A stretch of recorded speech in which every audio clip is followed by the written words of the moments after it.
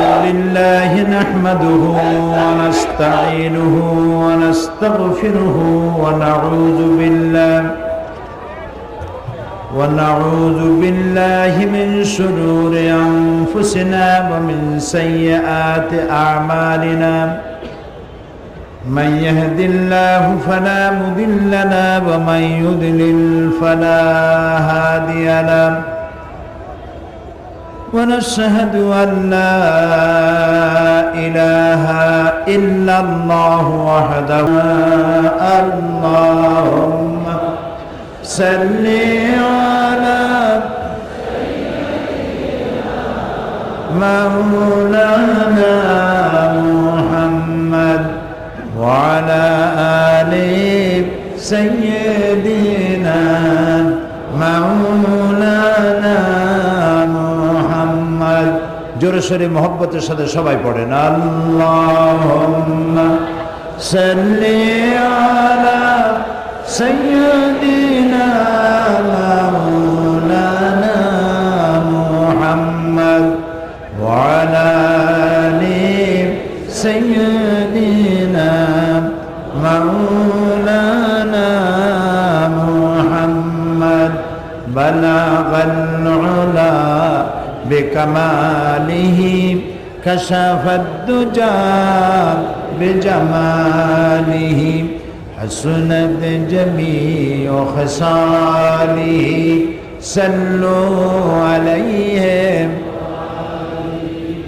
होना ये फूल तो बुलबुल का तरन्नुम भी न हो चमन दहर में कलियों का तबस्सुम भी न हो बलगल उला बिकमालिही कशफत दुजा बिजमालिही हसनत जमीउ खसालिही।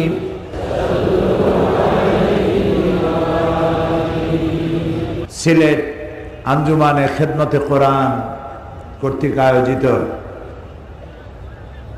ঐতিহাসিক তাফসীরুল কোরআন মাহফিল 3 দিন ব্যাপী মাহফিলের আজকের সমাপনী দিবসে আজকের মাহফিলের সম্মানিত সভাপতি, আঞ্জুমানে খেদমতে কোরআনের সভাপতি, মাহফিলের সভাপতি, হাজারো আলেমের ওস্তাদ শাইখুল হাদিস হযরতুল আল্লাম আব্দুল মালিক সাহেব আতালাল্লাহু উমরাহু ওয়া বারাকাল্লাহু ফি হায়াতি। বিশেষ অতিথি হিসাবে উপস্থিত রয়েছেন সিলেটের গর্বিত সন্তান, সকলের প্রিয় নেতা, বিশিষ্ট পার্লামেন্টারিয়ান, বিশিষ্ট আলেমে দ্বীন হযরতুল আল্লাম ফরিদউদ্দিন আহমদ চৌধুরী দামাত বারকাতুহু। মঞ্চে উপস্থিত রয়েছেন উস্তাদ সমতুল্য বড় বড় উলামায়ে কেরাম। মাহফিলের মধ্যেও বসে আছেন অনেক ওলামা হাজারাত। প্রিয় সিলেটবাসী, সম্মানিত ভাইয়েরা, প্রতিবেশী দেশ ভারতের আসাম থেকে, করিমগঞ্জ থেকে আগত সম্মানিত ভাই বোনেরা, পর্দার আড়ালের মা এবং বোনেরা, সুপ্রিয় সাংবাদিক বৃন্দ, আসসালামু আলাইকুম ওয়া রাহমাতুল্লাহি ওয়া বারাকাতুহু। সেই সাথে আরো অভিনন্দিত করতে চাই, শুভেচ্ছা জানাতে চাই আজকের মাহফিলে সিলেটে বসবাসরত যেসব অমুসলিম ভাইরা অংশগ্রহণ করেছেন কোরআন শোনার জন্য, সার্বজনীন বাণী শোনার জন্য, পরম স্রষ্টা আল্লাহর কালাম শোনার জন্য তাদেরকেও মাহফিলের পক্ষ থেকে জানাই শুভেচ্ছা, সুস্বাগতম। প্রথম দিনই বলেছিলাম কোরআন এটি কোনো বিশেষ জাতি এবং গোত্র বা গোষ্ঠীর জন্য নাজিল হয় নাই।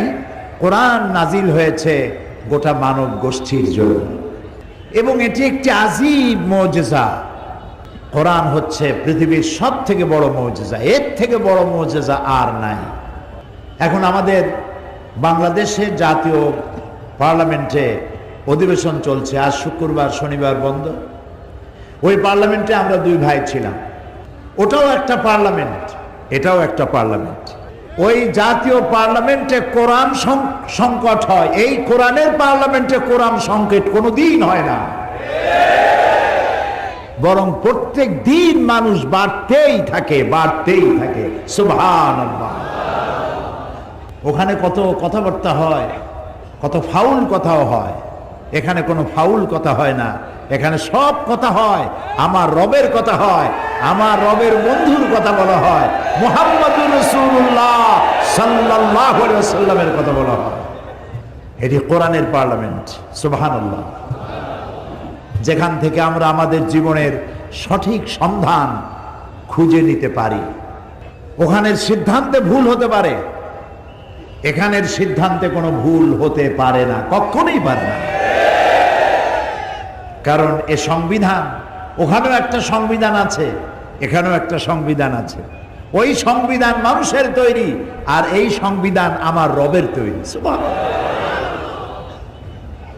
গালফ অফ ডিফারেন্স, আকাশ আর জমিনের পার্থক্য। আল্লাহ তাআলা সমস্ত নবীদেরকে তাদেরকে মুজিজা দিয়েছেন। কারো মুজিজা ছিল লাঠি, লাঠি ফেলে দিলে সাপ হয়ে যেত। কোন নবী? মুসা আলাইহিস সালাম।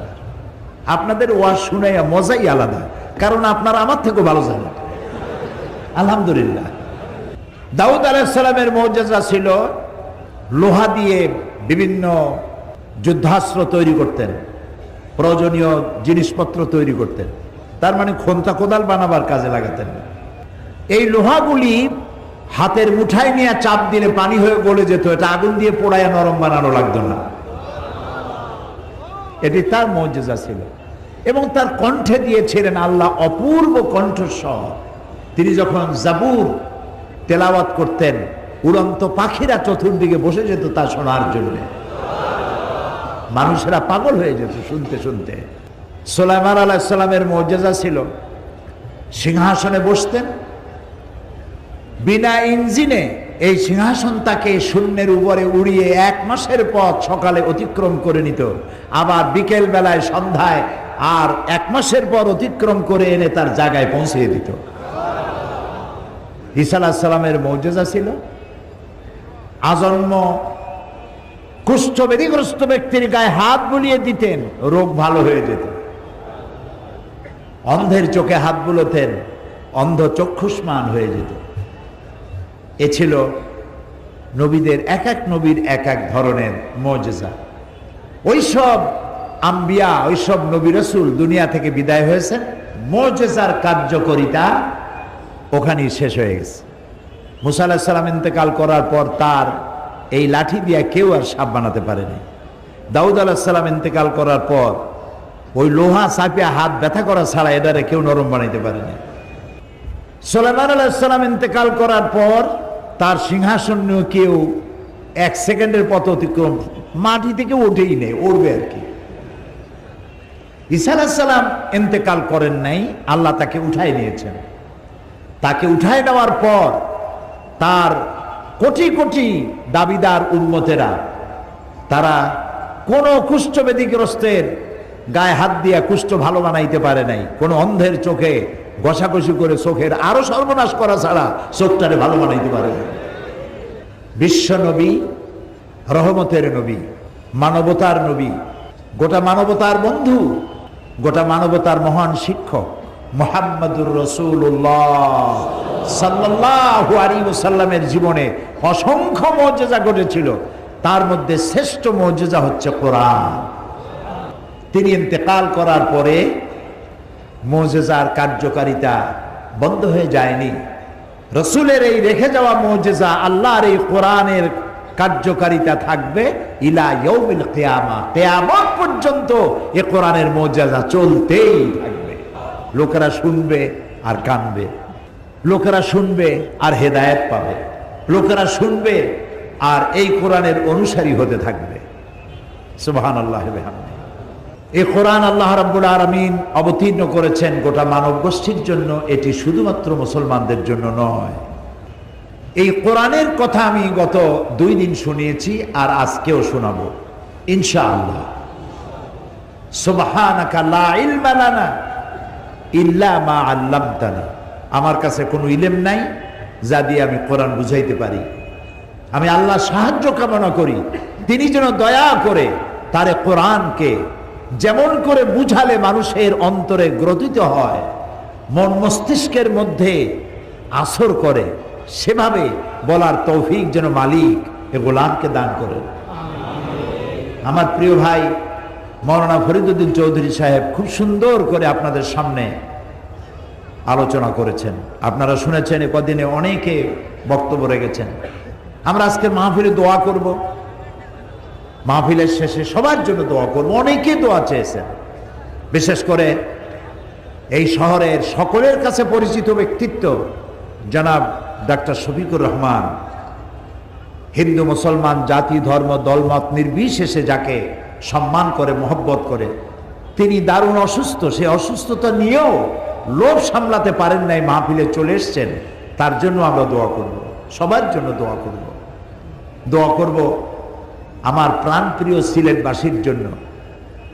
একটু আগে আমি এখানে বেরোবার আগে জাপান থেকে টেলিফোন এসছে, সিলেটের মাহফিল সম্পর্কে জানতে চেয়েছে জাপান থেকে। লন্ডন থেকে আগের থেকে ছুটি নিয়ে চলে এসছে এই মাহফিলটার খবর পাওয়ার সাথে সাথে আগাম ছুটি নিয়ে প্রবাসী লন্ডনের কিছু লোকও চলে আসছে। ওই যে আপনারা এখানে একটু নড়াচড়া করে ক্যামেরা নিয়ে আপনারা অস্থির হন, অস্থির হবেন না। এই দৃশ্যগুলি ধারণ করে এটা আপনি দেখে উপভোগ করছেন। আপনার ভাই লন্ডনে আছে, আপনার ভগ্নিপতি, আপনার ছেলে, আপনার বাবা লন্ডনে আছে, মা আছে। ওদেরও তো সিলেটের এই পবিত্র দৃশ্য দেখে কলিজা ঠান্ডা হওয়া দরকার, ঠিক না? আরো একটু কথা আমি বলে নিতে চাই তাফসিরে প্রবেশ করার আগে। অনেক সাংবাদিক আসছেন, তো তারা যদি খবরটা আগে পৌঁছায় দিতে পারে আমার বক্তব্যের জিস্টটা, তাহলে পত্রিকায় আসতে পারে। আর সাংবাদিক ভাইরা অনেক ভালো, তাদেরকে সম্মান করতে হয়, অনেক কষ্ট করে তারা সংবাদ সংগ্রহ করে। ছোট্ট একটা গানের মাজলিস হলেও পত্রিকার প্রথম পৃষ্ঠায় আসে। এত বড় মাহফিল সিলেটে সচরাচর প্রত্যেক দিন হয়, প্রত্যেক মাসে হয়, বছরেও কিরকম একটা হয়। রাস্তাঘাট ভরে গেছে, আপনার পত্রিকা একটা লাইন দিতে পারেন না। আপনারও তো পরকালে কিছু সওয়াবের কাম আছে।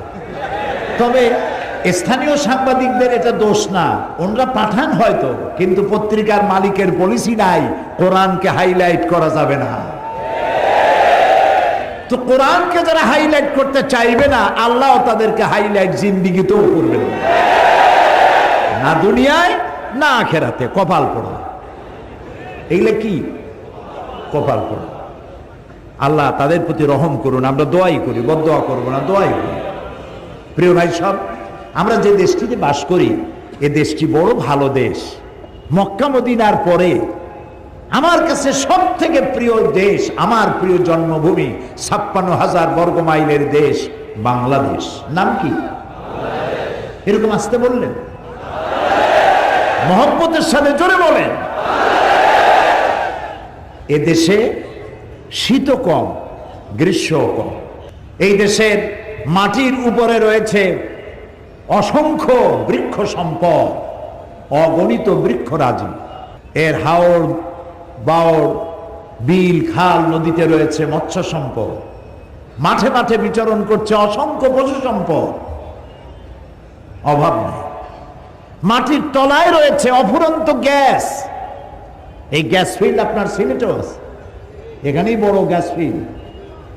বিশেষজ্ঞরা বলেছেন এই বাংলাদেশের মাটির তলায় যে গ্যাস মজুদ আছে, সমস্ত বাংলাদেশিরা যদি প্রত্যেক বাড়িতে বাড়িতে তা গ্রহণ করে 100 বছরেও ঘুরাবে না।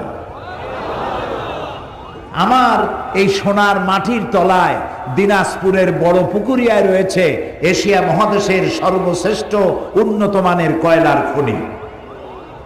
আর ভূতত্ত্ববিদরা বলেছেন কয়লার খনির তলাই থাকে ডায়মন্ডের খনি। এগুলো আমরা না জানলেও শকুনরা টের পাইছে আগেই। শকুন চেনেন তো? সিলেটে কি বলে শকুন? যাক, এটাও মিল আছে। শকুনের নজর পড়েছে। এরপরে বঙ্গোপসাগরের ভিতরে 250 নটিক্যাল মাইল, যেটা বাংলাদেশের অংশে, এর ভিতরে রয়েছে পেট্রোল। এটাকে তালাশ করে খুঁজে নিতে চায় থাইল্যান্ড, চায় বার্মা, চায় আমার প্রতিবেশী বন্ধু দেশ। আমার পোর্ট তার দরকার, আমার সমুদ্র সীমা তার দরকার, আমার জমিনের উপর থেকে তার করিডোর দরকার, অনেক কিছু দরকার। দরকারের ফিরিস্তিটা এখন অনেক লম্বা, আরো চাই, আরো চাই, চাওয়ার কোনো শেষ নাই। এরপর আমার এই 56,000 বর্গ মাইলের উপর যে মানুষগুলি বাস করে, এই মানুষগুলি পৃথিবীর মধ্যে অনেক ভালো মানুষ। 15 কোটি মানুষ বাস করে জমিনে, যে মানুষগুলি খুবই ভালো, দারুণ পরিশ্রমী, অল্পতে তুষ্ট, বেশি চায় না, অল্পে তুষ্ট। মোটা কাপড়, মোটা ভাত, চুরি ডাকাতি থেকে বাঁচতে চায়, আরামে থাকতে চায়, এইটুক চায়, এর বেশি নারীতেও চায় না, পুরুষেও চায় না। আর এর থেকেও বড় কোয়ালিটি, বাংলাদেশের মানুষ সব থেকে বেশি ধর্মপ্রাণ। চাই সে হিন্দু হোক, মুসলমান হোক, বৌদ্ধ হোক, প্রত্যেক জাতির মানুষগুলি দারুণ ধর্মপ্রাণ। এই বাংলাদেশের মাটির গুণ এটা, আলহামদুলিল্লাহ। আপনি দেখবেন হিন্দু মহিলারা মাথায় ঘোমটা দিয়ে চলে, সিঁথিতে সিঁদুর লাগায়, শাখা পরে, খুব শালীন মর্যাদার সাথে চলে বাংলাদেশে। মুসলমানরা তো পর্দা করেই, পর্দা করে না, তাদের সংখ্যা কম। মসজিদে লোক ধরে না, মসজিদগুলো ভরে যায়, মাহফিলের মাঠে লোক ধরে না। পৃথিবীতে কোথায় পাবেন এত সুন্দর দেশ? সুতরাং এই দেশের মানুষের বৃহত্তর জনগোষ্ঠীর ইচ্ছার বাইরে কোন সিদ্ধান্ত কেউ যদি ক্ষমতার জোরে নিতে চান, সেই সিদ্ধান্ত জনগণ কোন ক্রমে মেনে নেবে না। যেমন শুক্রবারের ছুটি নিয়ে কথা উঠেছে, শুক্রবারের ছুটি বন্ধ করতে হবে। শুক্রবারের ছুটি বন্ধ করবেন কেন? কাজে বিদেশের সাথে ব্যবসা বাণিজ্যে দারুণ অসুবিধা, সেই জন্য শুক্রবারের ছুটি থাকলে এটা অসুবিধা হয়ে যায়, রবিবারের ছুটিটা হলে খুব ভালো হয়। যারা এই প্রস্তাব করেছেন তাদেরকে প্রশ্ন করি, আপনি বাংলাদেশের কয় কোটি ডলারের ব্যবসা করেন আমেরিকার সাথে? সৌদি আরব এক মাসে যে সহস্র সহস্র মিলিয়ন বিলিয়ন ট্রিলিয়ন ডলারের ব্যবসা করে এক মাসে, তা কি বাংলাদেশ এক বছরে করে? সৌদি আরবের সাপ্তাহিক ছুটি কি বার? তাতে তো কোনো অসুবিধা হয় না। কুয়েতের অসুবিধা হয় না, কাতারের অসুবিধা হয় না, আরব আমিরাতের হয় না, ওমানের হয় না, ইয়েমেনের হয় না, মিশরের হয় না, জর্ডানের হয় না, তিউনিসিয়ার হয় না, সুদানের হয় না। পৃথিবীতে অর্ধশত মুসলিম দেশের সাপ্তাহিক ছুটির দিন শুক্রবার, তাতে তো কারো কোনো অসুবিধা হয় না। আপনারা 3-4 জন বামপন্থীরা মিলে সুখ ঠেকেন। শুক্রবারের পবিত্র দিনে সমস্ত অফিসারেরা চায় নির্ঝঞ্ঝাট উজু করে গোসল করে মসজিদে গিয়া ইমামের দুটো কথা শুনতে চায়। প্রত্যেকটি অভিভাবক চায় তার বাচ্চা নিয়ে মসজিদে যাবে আর বাচ্চাকে ইমামের কথা শোনাবে, সেজন্য গোসল করা, উজু করা, আতর মাখা, ভালো জামা কাপড় পরে ঈদের মতো আনন্দ করতে করতে লোকেরা শুক্রবার দিন মসজিদে যায়। যারা মসজিদ কখনো চোখে দেখেন না, সে বামরা মসজিদের মজা বুঝবেন কি? কাজেই যারা ক্ষমতায় আছেন তারা বৃহত্তর জনগোষ্ঠীর মন মানসিকতা, চিন্তা চেতনার প্রতি শ্রদ্ধা জানাবেন, তাহলেই কল্যাণ হবে। 2 নম্বরের কথাটা বলেই তাফসিরে ঢুকবো ইনশাআল্লাহ। 2 নম্বরের কথা যেটা বলতে চাই গুরুত্বপূর্ণ, সেটি হলো মাদ্রাসা ছাত্রদের কথা।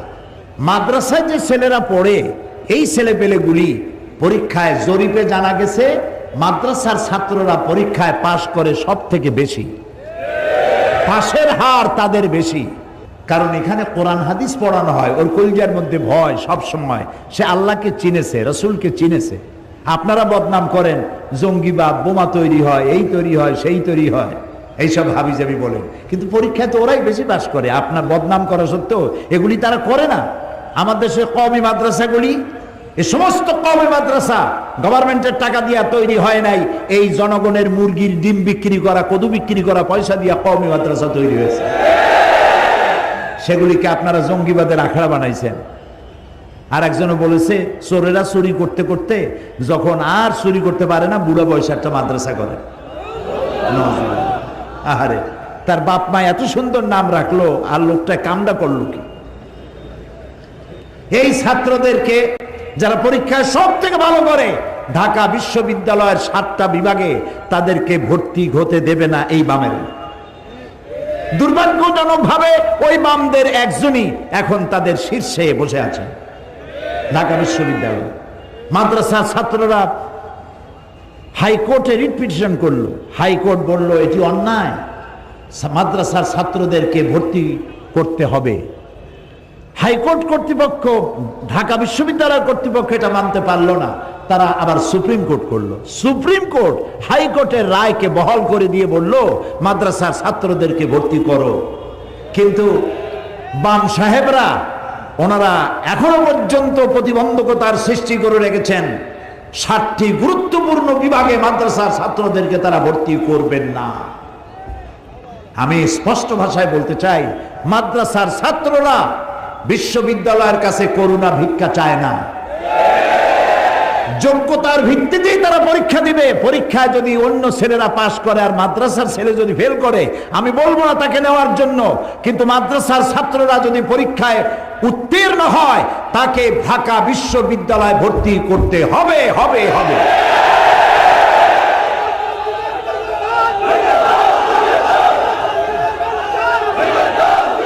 না না, ভাঙ্গা ছোড়ার কাম না। এই যে ভাই, এই যে ভাঙ্গা ছোড়ার কাম করলে ডাক্তারের দরকার, কি দরকার ভাঙ্গা ছোড়া? আমরা দাবি জানাবো, দাবি জানাবো, আইন মেনে দাবি জানাবো।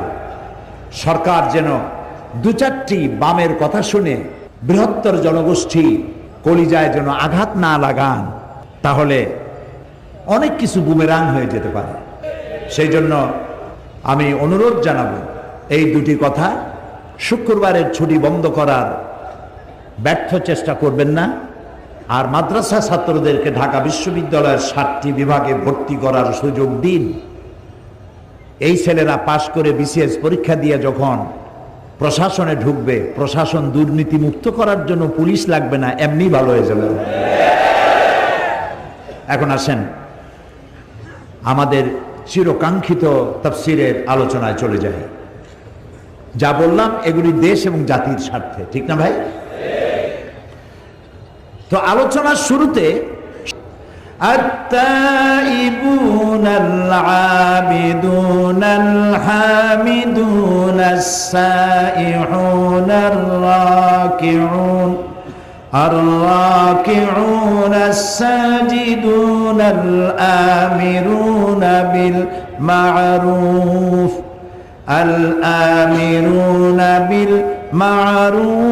والناهون عن المنكر والحافظون لحدود الله وبشر المؤمنين। মুমিনদের জন্য অবশ্যই তার চারিত্রিক বৈশিষ্ট্য হওয়া কয়টি? 8টি। আর আমি প্রথম দিন বলেছিলাম আল্লাহর জান্নাতের সংখ্যা কয়টি? সূরা তওবার 112 নম্বর আয়াতের এই 8টি বৈশিষ্ট্য যদি আমরা ধরে রাখতে পারি সারা জীবন, তাহলে কিয়ামতের দিন আল্লাহ তাআলা আমাদের জন্য 8টি জান্নাতের দরজাই ওপেন করে রাখবেন, খুলে রাখবেন বান্দাদেরকে স্বাগত জানাবার জন্য। আল্লাহ যেন সেই সৌভাগ্যবান ব্যক্তিদের মধ্যে আমাদেরকেও শামিল করে নেন। আপনাদের কি মনে আছে এই 8টি বৈশিষ্ট্যের কটি বলেছি? আলহামদুলিল্লাহ, আলহামদুলিল্লাহ। আল্লাহ তাআলা আমাদেরকে আরো বেশি বেশি দ্বীনি কথা স্মরণে রাখার, স্মৃতি পটে একে রাখার তৌফিক আল্লাহ আমাদেরকে দান করুন। আজকে 5 নম্বরে বলছি, আল্লাহ তাআলা বলছেন আর রাকিউন আস-সাজিদুন, রুকুকারী সেজদাকারী। রুকুকারী সেজদাকারী মুমিনের 5ম বৈশিষ্ট্য, অর্থাৎ সালাত আদায়কারী, সালাত আদায়কারী। ফার্সিতে এটাকে বলা হয় নামাজ। আমাদের দেশে ফার্সি ভাষা মোগল আমলে ঢুকছে, সেই জন্য আমরা মালাইকাকে বলি ফেরেশতা, জাহান্নামকে বলি দোজখ, জান্নাতকে বলি বেহেশত, নবীকে বলি পয়গম্বর, সাওমকে বলি রোজা, আর সালাতকে বলি নামাজ। আল্লাহর নামও পাল্টায় ফেলেছি, আল্লাহরে বানাইছে খোদা, যার জন্য বলে খোদা হাফেজ, খোদা হাফেজ। আল্লাহর নাম কয়টি? আসমাউল হুসনা কয়টি? 99টি। এই 99টি পবিত্র নামের মধ্যে খোদা বলে কোনো নাম আছে? বিশ্বাস করুন, বিশ্বাস করুন। আপনি যদি একবার দুবার নয় 10 লক্ষ বার যদি খোদা খোদা খোদা খোদা জিকির করতে থাকেন 10 লক্ষ বার, একবার আল্লাহ বলার সমান হবে না। কারণ খোদা আল্লাহর কোনো নাম নয়। এই জন্য আজ থেকে এই পরিভাষার পরিবর্তন করুন। আপনার সন্তানকে বিদায় দেওয়ার সময় বলুন আল্লাহ হাফেজ। খোদা হাফেজের পরিবর্তে আমরা আজ থেকে কি বলবো? আল্লাহ হাফেজ। আল্লাহ আল্লাহ বলেছেন সালাত, এটাকে আমরা নামাজ বানাইছি। চেষ্টা করুন সালাত বলা, চেষ্টা করুন আস্তে আস্তে পরিভাষাগুলি পরিবর্তন হোক। আমরা কোরআনের পরিভাষা যদি বলি সওয়াব হবে, আমরা যদি রোজা না বলে সওম বলি সওয়াব হবে। এইভাবে প্রত্যেকটি ইসলামী পরিভাষা কোরআনের পরিভাষা ব্যবহার করলে আমাদের সওয়াব হবে বেশি। সেদিকে আমরা যেন লক্ষ্য রাখি। সালাত হচ্ছে ঈমানের সর্বাগ্রগণ্য দাবি। একজন মানুষ যখন ঈমান আনে, ধরেন এখন একজন অমুসলিম ইসলাম কবুল করলো, তার প্রথম কাজ কি? সালাত আদায় করা, নামাজ আদায় করা প্রথম কাজ। মুমিনের শ্রেষ্ঠ আমল হচ্ছে সালাত আদায় করা, নামাজ আদায় করা। দেখুন হযরত মূসা আলাইহিস সালামের কাছে আল্লাহ তাআলা সর্বপ্রথম যে ওহী করলেন, একেবারে প্রথম ওহী, সেই ওহীটা যেখানে নাজিল হয়েছিল সেইটা আমি দেখে আসছি আলহামদুলিল্লাহ। আমি আমার মিশর সফরের সময় সেই ওয়াদি মুকাদ্দাস সেখানে গিয়েছিলাম। ওয়াদি মুকাদ্দাস, আল্লাহ তাআলা বলছেন ওয়াদি মানে উপত্যকা। দুই পাহাড়ের মাঝখানে যে সমতল জায়গা থাকে সেটাকে ওয়াদি বলে আরবিতে, বাংলায় বলে উপত্যকা। এখানে যখন মূসা আলাইহিস সালাম গিয়েছিলেন তখন আল্লাহ তাআলা বলেছিলেন ইয়া মূসা ফাখলানা আলাই ইন্নাকা বিল ওয়াদিল মুকাদ্দাসি তুয়া, জুতা খোলো, এটা পবিত্র উপত্যকা। মূসা আলাইহিস সালাম জুতা খুলেছিলেন। আমরাও যখন নেমেছিলাম গাড়ি থেকে অনেক আগের থেকে জুতো খুলে ফেলেছি ভয়তে। আল্লাহ মূসা আলাইহিস সালামের জুতো খুলতে বলছেন। যেই জায়গায় এটা নাজিল হয়েছিল আয়াত, যেখানে আল্লাহর নূর পড়েছিল, সেখানে একটি গাছ আছে। ওরা বলে যে এখনো ওই সেই গাছটাই। ওখানে দেখলাম খ্রিস্টানরা যায়, ইহুদিরা যায়, মুসলমানেরা যায়, অনেক চিঠি গাছের পাতায় পাতায় ঝুলানো। জিজ্ঞেস করলাম এগুলি কি? বললো যে লোকেরা আল্লাহর কাছে চিঠি লিখে তুই। মূসা আলাইহিস সালামের কাছে সর্বপ্রথম যে ওহীটা নাজিল হলো সে ওহীটা কি ছিল? আল্লাহ রাব্বুল আলামিন হযরতে মূসা আলাইহিস সালামের কাছে প্রথম যে ওহীটি নাজিল করলেন তা ছিল ইন্নানি আনাল্লাহ লা ইলাহা ইল্লা আনা ফা'বুদনি ওয়া আকিমিস সালাতা লিযিকরি। ইন্নানি আনাল্লাহ, নিশ্চয়ই আমি আল্লাহ। সুবহানাল্লাহ। মূসা আলাইহিস সালাম আগুন দেখছিলেন এবং ওই যে মাদায়েন থেকে আসছেন, সাথে বউ আছে, বাচ্চা আছে, পথ হারায় ফেলেছেন, অন্ধকার, দেখছেন দূরে আলো, তো মনে করেছেন ওটা আগুন। তিনি বলেছিলেন যে তোমরা অপেক্ষা করো, আমি ওখানে যাই, যাই দেখি ওখান থেকে আগুন আনতে পারে নাকি, অথবা এই আলোর দিয়ে আমি কোনো পথও পেয়ে যেতে পারি অন্ধকারের মধ্যে। ফালাম্মা আতাহা, যখন তিনি ও কাছে গেলেন, নুদিয়া ইয়া মূসা, ওখান থেকে আওয়াজ এলো ইন্নী আনা রাব্বুক ফাখলানা আলাইক। ও মূসা, এটা আগুন টাগুন কিছু না, আমি তোমার রব, জুতা খুলেই ময়দানে আসো, আমি তোমার আল্লাহ। সুবহানাল্লাহ। মূসা আলাইহিস সালামকে আল্লাহ তাআলা বললেন নিশ্চয়ই আমি আল্লাহ, আমি ছাড়া কোনো ইলাহ নাই, আমি ছাড়া কোনো আইনদাতা নাই, বিধানদাতা নাই। ফা'বুদনি, অতএব আমার ইবাদত করো।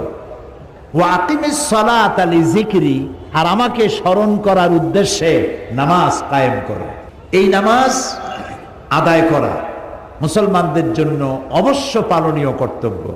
নামাজ হচ্ছে ঈমান থাকা এবং না থাকার প্রমাণ। আল্লাহ তাআলা বলছেন ফালা সাদ্দাকা ওয়ালা সাল্লা ওয়ালাকিন কাযযাবা ওয়া তাওয়াল্লা। আল্লাহ তাআলা বলছেন কিন্তু না সে সত্য মেনে নিল আর না সে সত্যকে মেনে নিল, সে মিথ্যা ভেবে প্রত্যাবর্তন করে ফিরে গেল, অর্থাৎ নামাজ সে করলো না, নামাজ আদায় করলো না। তো নামাজ যে আদায় করলো না সে কিন্তু তার ইমানের সাথে বিদ্রোহ করেছে, তার ইমানের আনুগত্য সে করে নাই। যে ব্যক্তি নামাজ আদায় করলো, সালাত আদায় করলো, সে ইমানের সত্যতা প্রমাণ করলো। আর যে নামাজ আদায় করলো না সে ইমানের দাবিকে সত্যতায় রূপায়ণ করতে পারে না। জাহান্নামে যাওয়ার যতগুলি কারণ আছে, কিয়ামতের দুটি জিনিস আছে, একটা হলো জান্নাত আর একটা, বলেন ভাই, জাহান্নামে যাওয়ার যত কারণ তার মধ্যে অন্যতম কারণ হচ্ছে নামাজ আদায় না করা। আল্লাহ তাআলা বলছেন, ইয়াতাসাআলুনা আনিল মুজরিমিন মা সালাকাকুম ফি সাকার। জাহান্নামীদেরকে প্রশ্ন করা হবে, কেন জাহান্নামে এসেছো, কি অপরাধ করেছো, কোন কারণে জাহান্নামে এলে? ক্বালু লাম নাকু মিনাল মুসাল্লিন ওয়া লাম নাকু নুতঈমুল মিসকিন। জাহান্নামে আসার যত কারণ তার মধ্যে বড় কারণ দুইটা, বড় কারণ দুইটা। একটা হলো নামাজ না পড়া, আমরা নামাজ পড়ি নাই, আর মিসকিনদেরকে, ফকিরদেরকে খেতে দেই নেই। যারা মিসকিনদেরকে খেতে দেয় না, নামাজ আদায় করে না, জাহান্নামের যত কারণ আছে তার মধ্যে এটিও একটি কারণ। জীবনকে সফল করার জন্য নামাজ হচ্ছে সবথেকে বড় দায়িত্ব। আর ইসলামে ক্ষমতা গ্রহণ করার জন্য মূল উদ্দেশ্য হচ্ছে নামাজ কায়েম করা। ইসলামে ক্ষমতা গ্রহণ করার জন্য মূল উদ্দেশ্য কি? নামাজ কায়েম করা। সূরা হজ, আল্লাযীনা ইম্মাক্কান্নাহুম ফিল আরদ আকামুস সালাত ওয়া আতাউজ যাকাত ওয়া আমারু বিল মা'রুফ ওয়া নাহাউ আনিল মুনকার ওয়ালিল্লাহি আকিবাতুল উমুর। আল্লাহ রাব্বুল আলামিন বলেন, আমি যদি মুমিনদেরকে ক্ষমতা দেই তাহলে তারা 4 দফা কাজ করবে। কয় দফা বলেন? 4 দফা কাজ করবে। 1 নম্বর কাজ, তারা ক্ষমতায় গিয়ে সর্বপ্রথম ক্ষমতা গ্রহণ করে নামাজ বাধ্যতামূলক করে দেবে। সুবহানাল্লাহ। সরকার যদি ইসলামী হয়, মুসলমানরা যদি ক্ষমতায় যায়, কে বলতেছেন বলেন? মুমিন বান্দারা যদি ক্ষমতায় যায় তাহলে প্রথম কাজ হবে তাদের নামাজকে প্রতিষ্ঠা করবে। সুবহানাল্লাহ বলেন।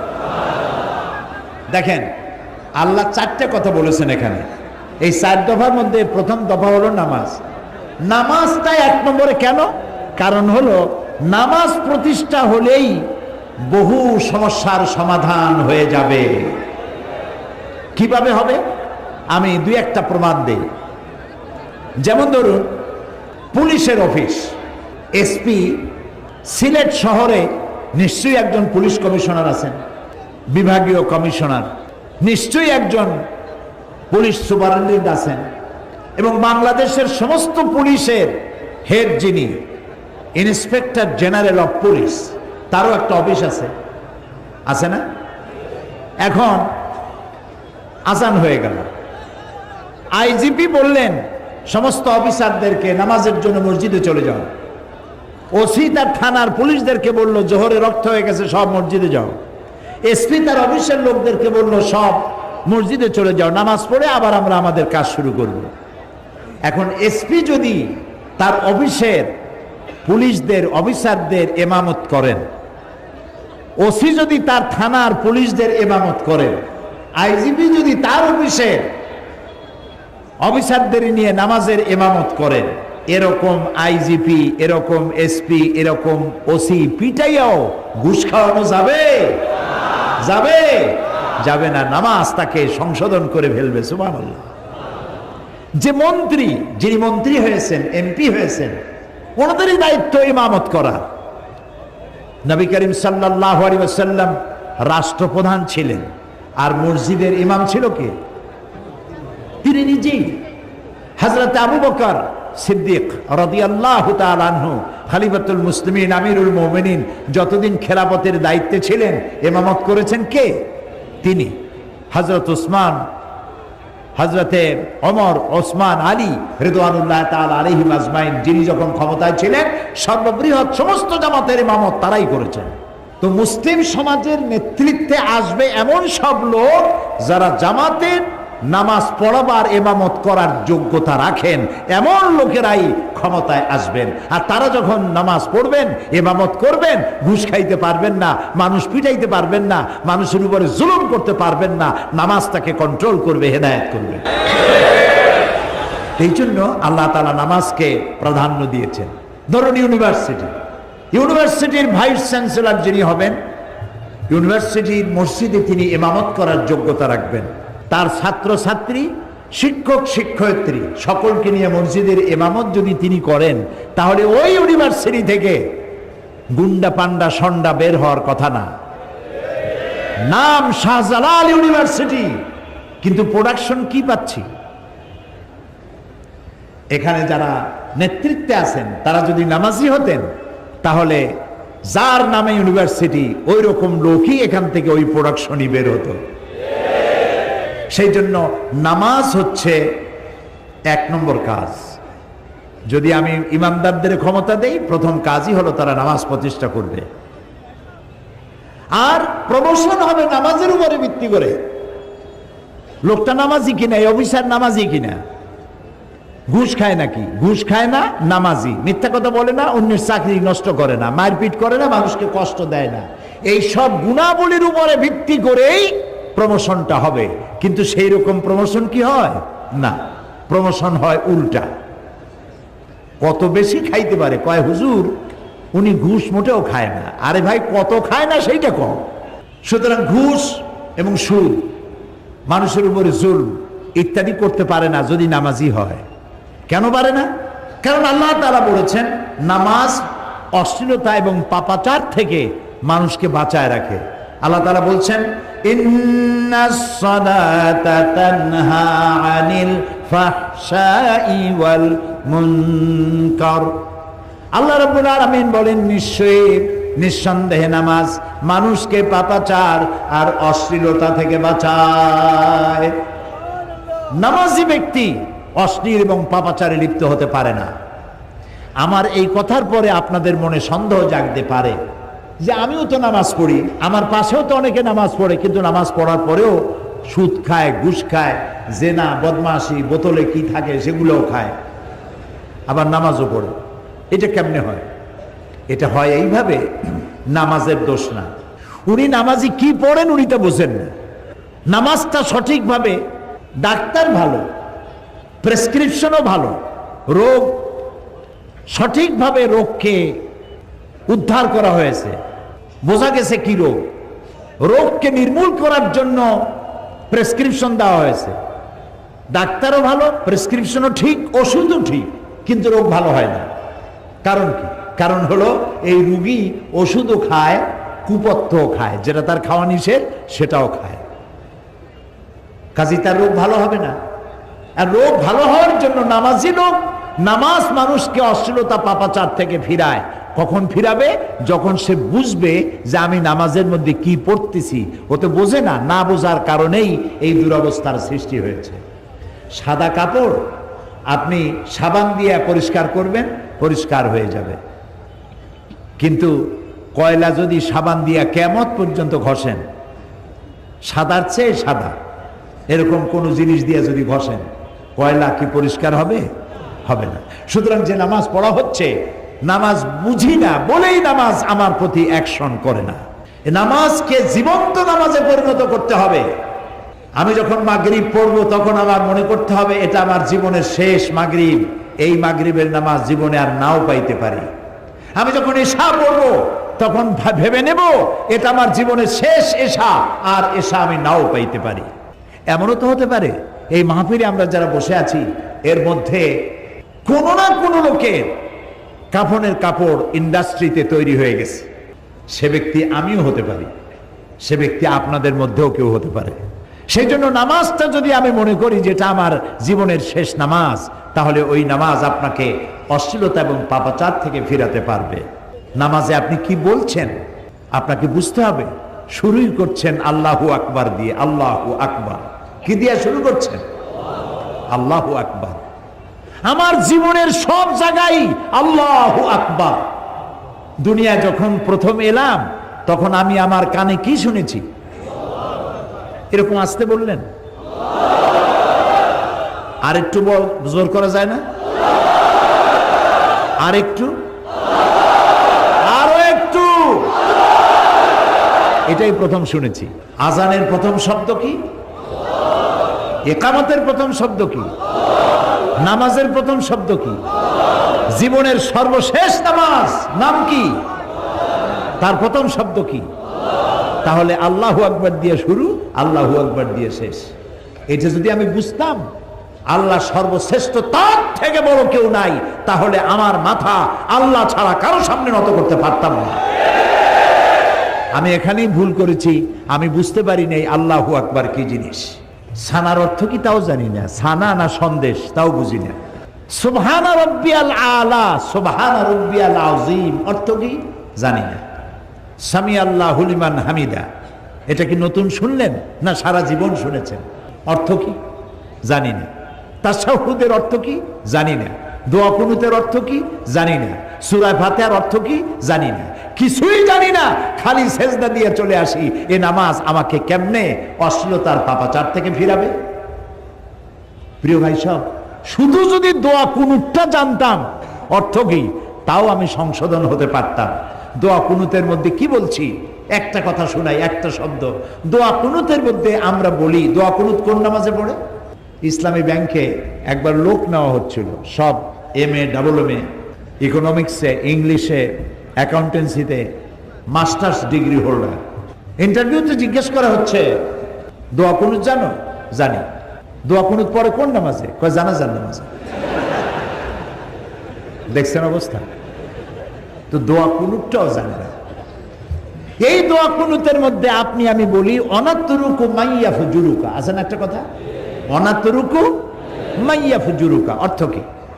অর্থ হচ্ছে, আয় আল্লাহ, যে সমস্ত মানুষগুলি তোমার সাথে প্রকাশ্য গুনাহ করে, তোমার দ্বীনের সাথে বিরোধিতা করে, তোমার দ্বীনের সাথে শত্রুতা করে, যারা প্রকাশ্য নাফরমানি করে, অনাত্তরুকু, তার সাথে আমার সমস্ত সম্পর্ককে আমি ছিন্ন করে ফেললাম। এই কথাটা বলতেছেন কিসের মধ্যে? নামাজের মধ্যে। আর নামাজের সালাম ফিরাইয়াই সেই সব লোকের সাথেই ভালোবাসা, ওঠা বসা, মহব্বত, যারা আল্লাহর সাথে প্রকাশ্য দুশ্মনী করছে, আলেমদের সাথে দুশ্মনী করছে, মাদ্রাসার সাথে দুশ্মনী করছে, ইসলামের সাথে দুশ্মনী করছে, আল্লাহ রসুল আর কোরআন হাদিসের সাথে যারা দুশ্মনী করছে। তাহলে এই নামাজ আমাকে কি করে অশ্লীলতা থেকে বাঁচাবে, যেহেতু আমি নামাজ বুঝি না? কিয়ামতের দিন বেনামাজিদের কঠিন অবস্থা হয়ে যাবে। আল্লাহ তাআলা বলছেন, ইয়াউমা ইউকশাফু আন সাকিন ওয়া ইউদআউনা ইলাস সুজুদি ফালা ইস্তাতিউন। কিয়ামতের দিন আল্লাহর সামনে যখন সবাই উপস্থিত হয়ে যাবে, লোকদেরকে সেজদা দেওয়ার জন্য আল্লাহ তাআলা নির্দেশ করবেন, সবাই আমার সামনে সেজদা দাও। যারা দুনিয়ায় যারা সেজদা দেয় নাই, আল্লাহর সামনে তারা সেজদা দিতে পারবে না। নাউযু বিল্লাহি মিন যালিক, বলেন নাউযু বিল্লাহি মিন যালিক। খাশিআতান আবসারুহুম তারহাকুহুম যিল্লাহ, তাদের দৃষ্টি নিচু হবে, লাঞ্ছনা এবং অপমান তাদেরকে চেপে বসবে। তার প্রমাণিত হবে এই লোকগুলিকে এই লোকগুলি আল্লাহকে সেজদা দেয় নাই। সুতরাং এখানে সেজদা দেওয়ার অভ্যাস করুন। মুসলমানদের মধ্যে দুইটা শ্রেণী আছে। মুসলমানদের মধ্যে কয়টা শ্রেণী? একটা হলো মুমিন, আর একটা হলো কত দেখি বুদ্ধি করে, হ্যাঁ ওই জায়গাতে একজন কইছে, জি জি, যিনি আগে বলছেন নাম্বার সপ্তাহ, আপনারা আগে কইতে পারলেন না কেন? মুসলমানদের মধ্যে দুইটা ভাগ, একটা হলো মুমিন আর একটা হলো মুনাফিক। মুনাফিক চেনা যায় না, দাড়ি আছে, টুপি আছে, লম্বা জামা আছে, চেনার উপায় নেই। রাসূলুল্লাহ চেনেন নাই। হযরতে জিবরাইল আলাইহিস সালাম এসে বলেছেন, এই একটা মুনাফিক, ওই আরেকটা মুনাফিক, ওই আরেকটা মুনাফিক, চিনাই দিয়ে গেছে। সাবধানে কথাবার্তা বলবেন, এরা কিন্তু ভেতরের কথা বাইরে বলে দেয়। এই মুনাফিকগুলি তারাও নামাজ পড়ে। এদের নামাজ হলো সিজনাল। ঈদের দিনে, জুমার দিনে শৌখিন নামাজ পড়ে, একটু জামা টামা গায়ে দিয়ে আতর টাতর স্প্রে করে সামনের কাতারে গিয়ে দাঁড়ায়, শরমও করে না। ঈদের দিনেও শেরওয়ানি লাগায়া তারপরে আতর মেখে টেকে দাঁড়ায় যায় সামনের কাতারে ইমামের পেছনে। এবং যত সাফাসাফি হোক, ক্যামেরায় যাতে আসা যায়, তাতে সেজদা দিতে পারি আর না পারি, সামনের কাতারে দাঁড়ায় গিয়ে। এই যে সামনের কাতারে দাঁড়ালো, সারা মাস কিন্তু রোজা রাখে নাই, ঈদের দিন প্রথম কাতারে। যতই প্রথম কাতারে দাঁড়াক, মনের মধ্যে একটা চোর চোর ভাব থাকেই যায় যে এই প্রথম কাতার আমার জন্য না, আমি জোর করে এসে দাঁড়াইছি। মুনাফিকদের নামাজ কেমন? আল্লাহ তাআলা কোরআন শরীফে বলছেন, ওয়াইদা কামু ইলাস সালাতি কামু কুসালা। মুনাফিকরা যখন নামাজে দাঁড়ায় তখন কাহিলি, চুস্তি, শৈথিল্য সহকারে দাঁড়ায়। নামাজের মধ্যে দাঁড়ায়, এখানে চুলকায়, ওখানে চুলকায়, এদিকে তাকায়, ওদিকে তাকায়, মাথার টুপিটা একটু সাইজ করে। এরপরে যদি দেখে ইমাম তার শাহুদ পড়তেছে, সময় বেশি হয়ে গেছে, পিছন থেকে সিগন্যাল মারে। সিলেটে মসজিদ এরকম করে না? করে করে। এই যে পিছন থেকে আপনি সিগন্যাল মারলেন, আপনি অন্যায় করেছেন। ইমামকে ডিকটেট করার কোনো অধিকার আপনার নাই। আপনার তাশাহুদ পড়া হয়ে গেছে, চুপ করে বসে থাকুন। আপনি ইমামকে সতর্ক করছেন কেন? তো নামাজের মধ্যে এই কাহিলি, চুস্তি এবং শৈথিল্য, এটি হলো মুনাফিকদের লক্ষণ। ইউরাউনান নাসা ওয়া লা ইয়াযকুরুনাল্লাহা ইল্লা কালিলা। এরা নামাজ পড়ে মানুষকে দেখাবার জন্য। নির্বাচন আসছে, তখন খুব নামাজ। এদেশের বেশিরভাগ মানুষ তো মুসলমান, তাদেরকে ধান্দা লাগাবার জন্য টুপি একটা লাগবেই। তারপরে সুবহানাল্লাহ, একেবারে সালামের জ্বালা, আসসালামু আলাইকুম, আসসালামু আলাইকুম, আসসালামু আলাইকুম থাকে না, আসসালামু আলাইকুম। নামাজ পড়তে দাঁড়ায় গেল, উজু কবে করছে তার ঠিক ঠিকানা নাই। এরপরে নফল নামাজও পড়ে, নফল এমন পড়া পড়ে যে সামনের কাতার দিয়ে লোক বাইরে দিতে পারে না তার ঠেলায়। এগুলি হচ্ছে মুনাফিকের নামাজ। আল্লাহ তাআলা বলছেন এগুলি মানুষকে দেখাবার জন্য তারা এগুলি করে। এদের মধ্যে খুব কম সংখ্যকই আল্লাহকে রাজি খুশি করার জন্য নামাজ পড়ে। এটা হলো মুনাফিকদের নামাজ। এই ধরনের নামাজ যারা মানুষকে দেখাবার জন্য যারা নামাজ পড়ে, এই নামাজ কবুল হবে না।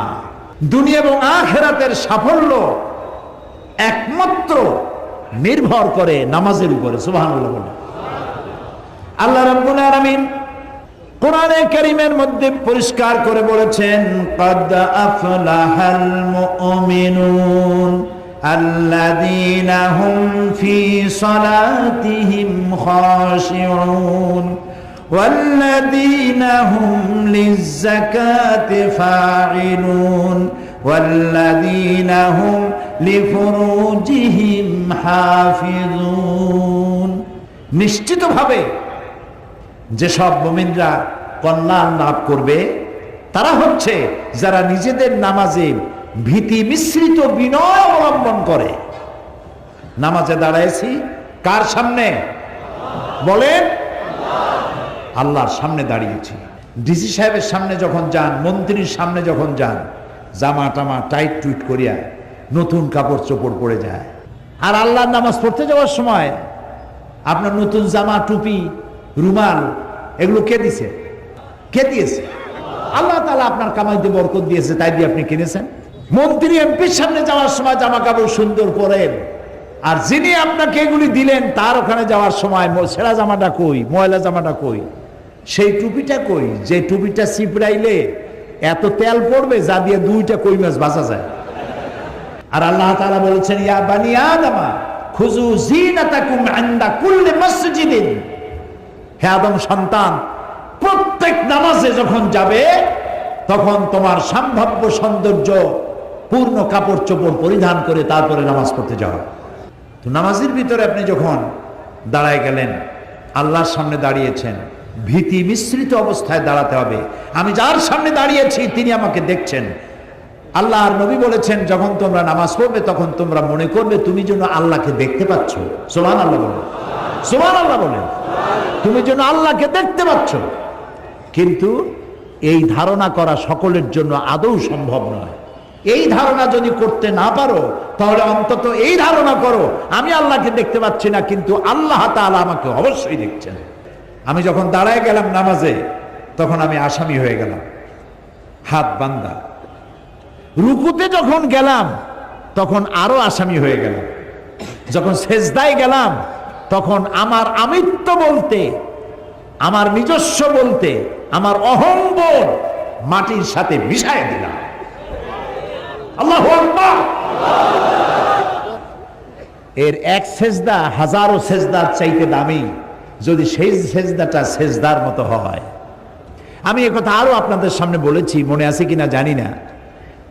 নাক আর কপাল এই দুইটা হলো, কপালটা হলো সৌভাগ্যের প্রতীক, নাকটা হলো সম্মানের প্রতীক। আমাদের পিরোজপুরের ওদিকে লোকেরা বলে, ভাই আমার তো নাক কাটা গেছে। কেন নাক কাটা গেল? ছুরি দিয়ে কাটছে না দাও দিয়ে? আসলে ছুরি দিয়েও কাটে নাই, দাও দিয়েও কাটে নাই।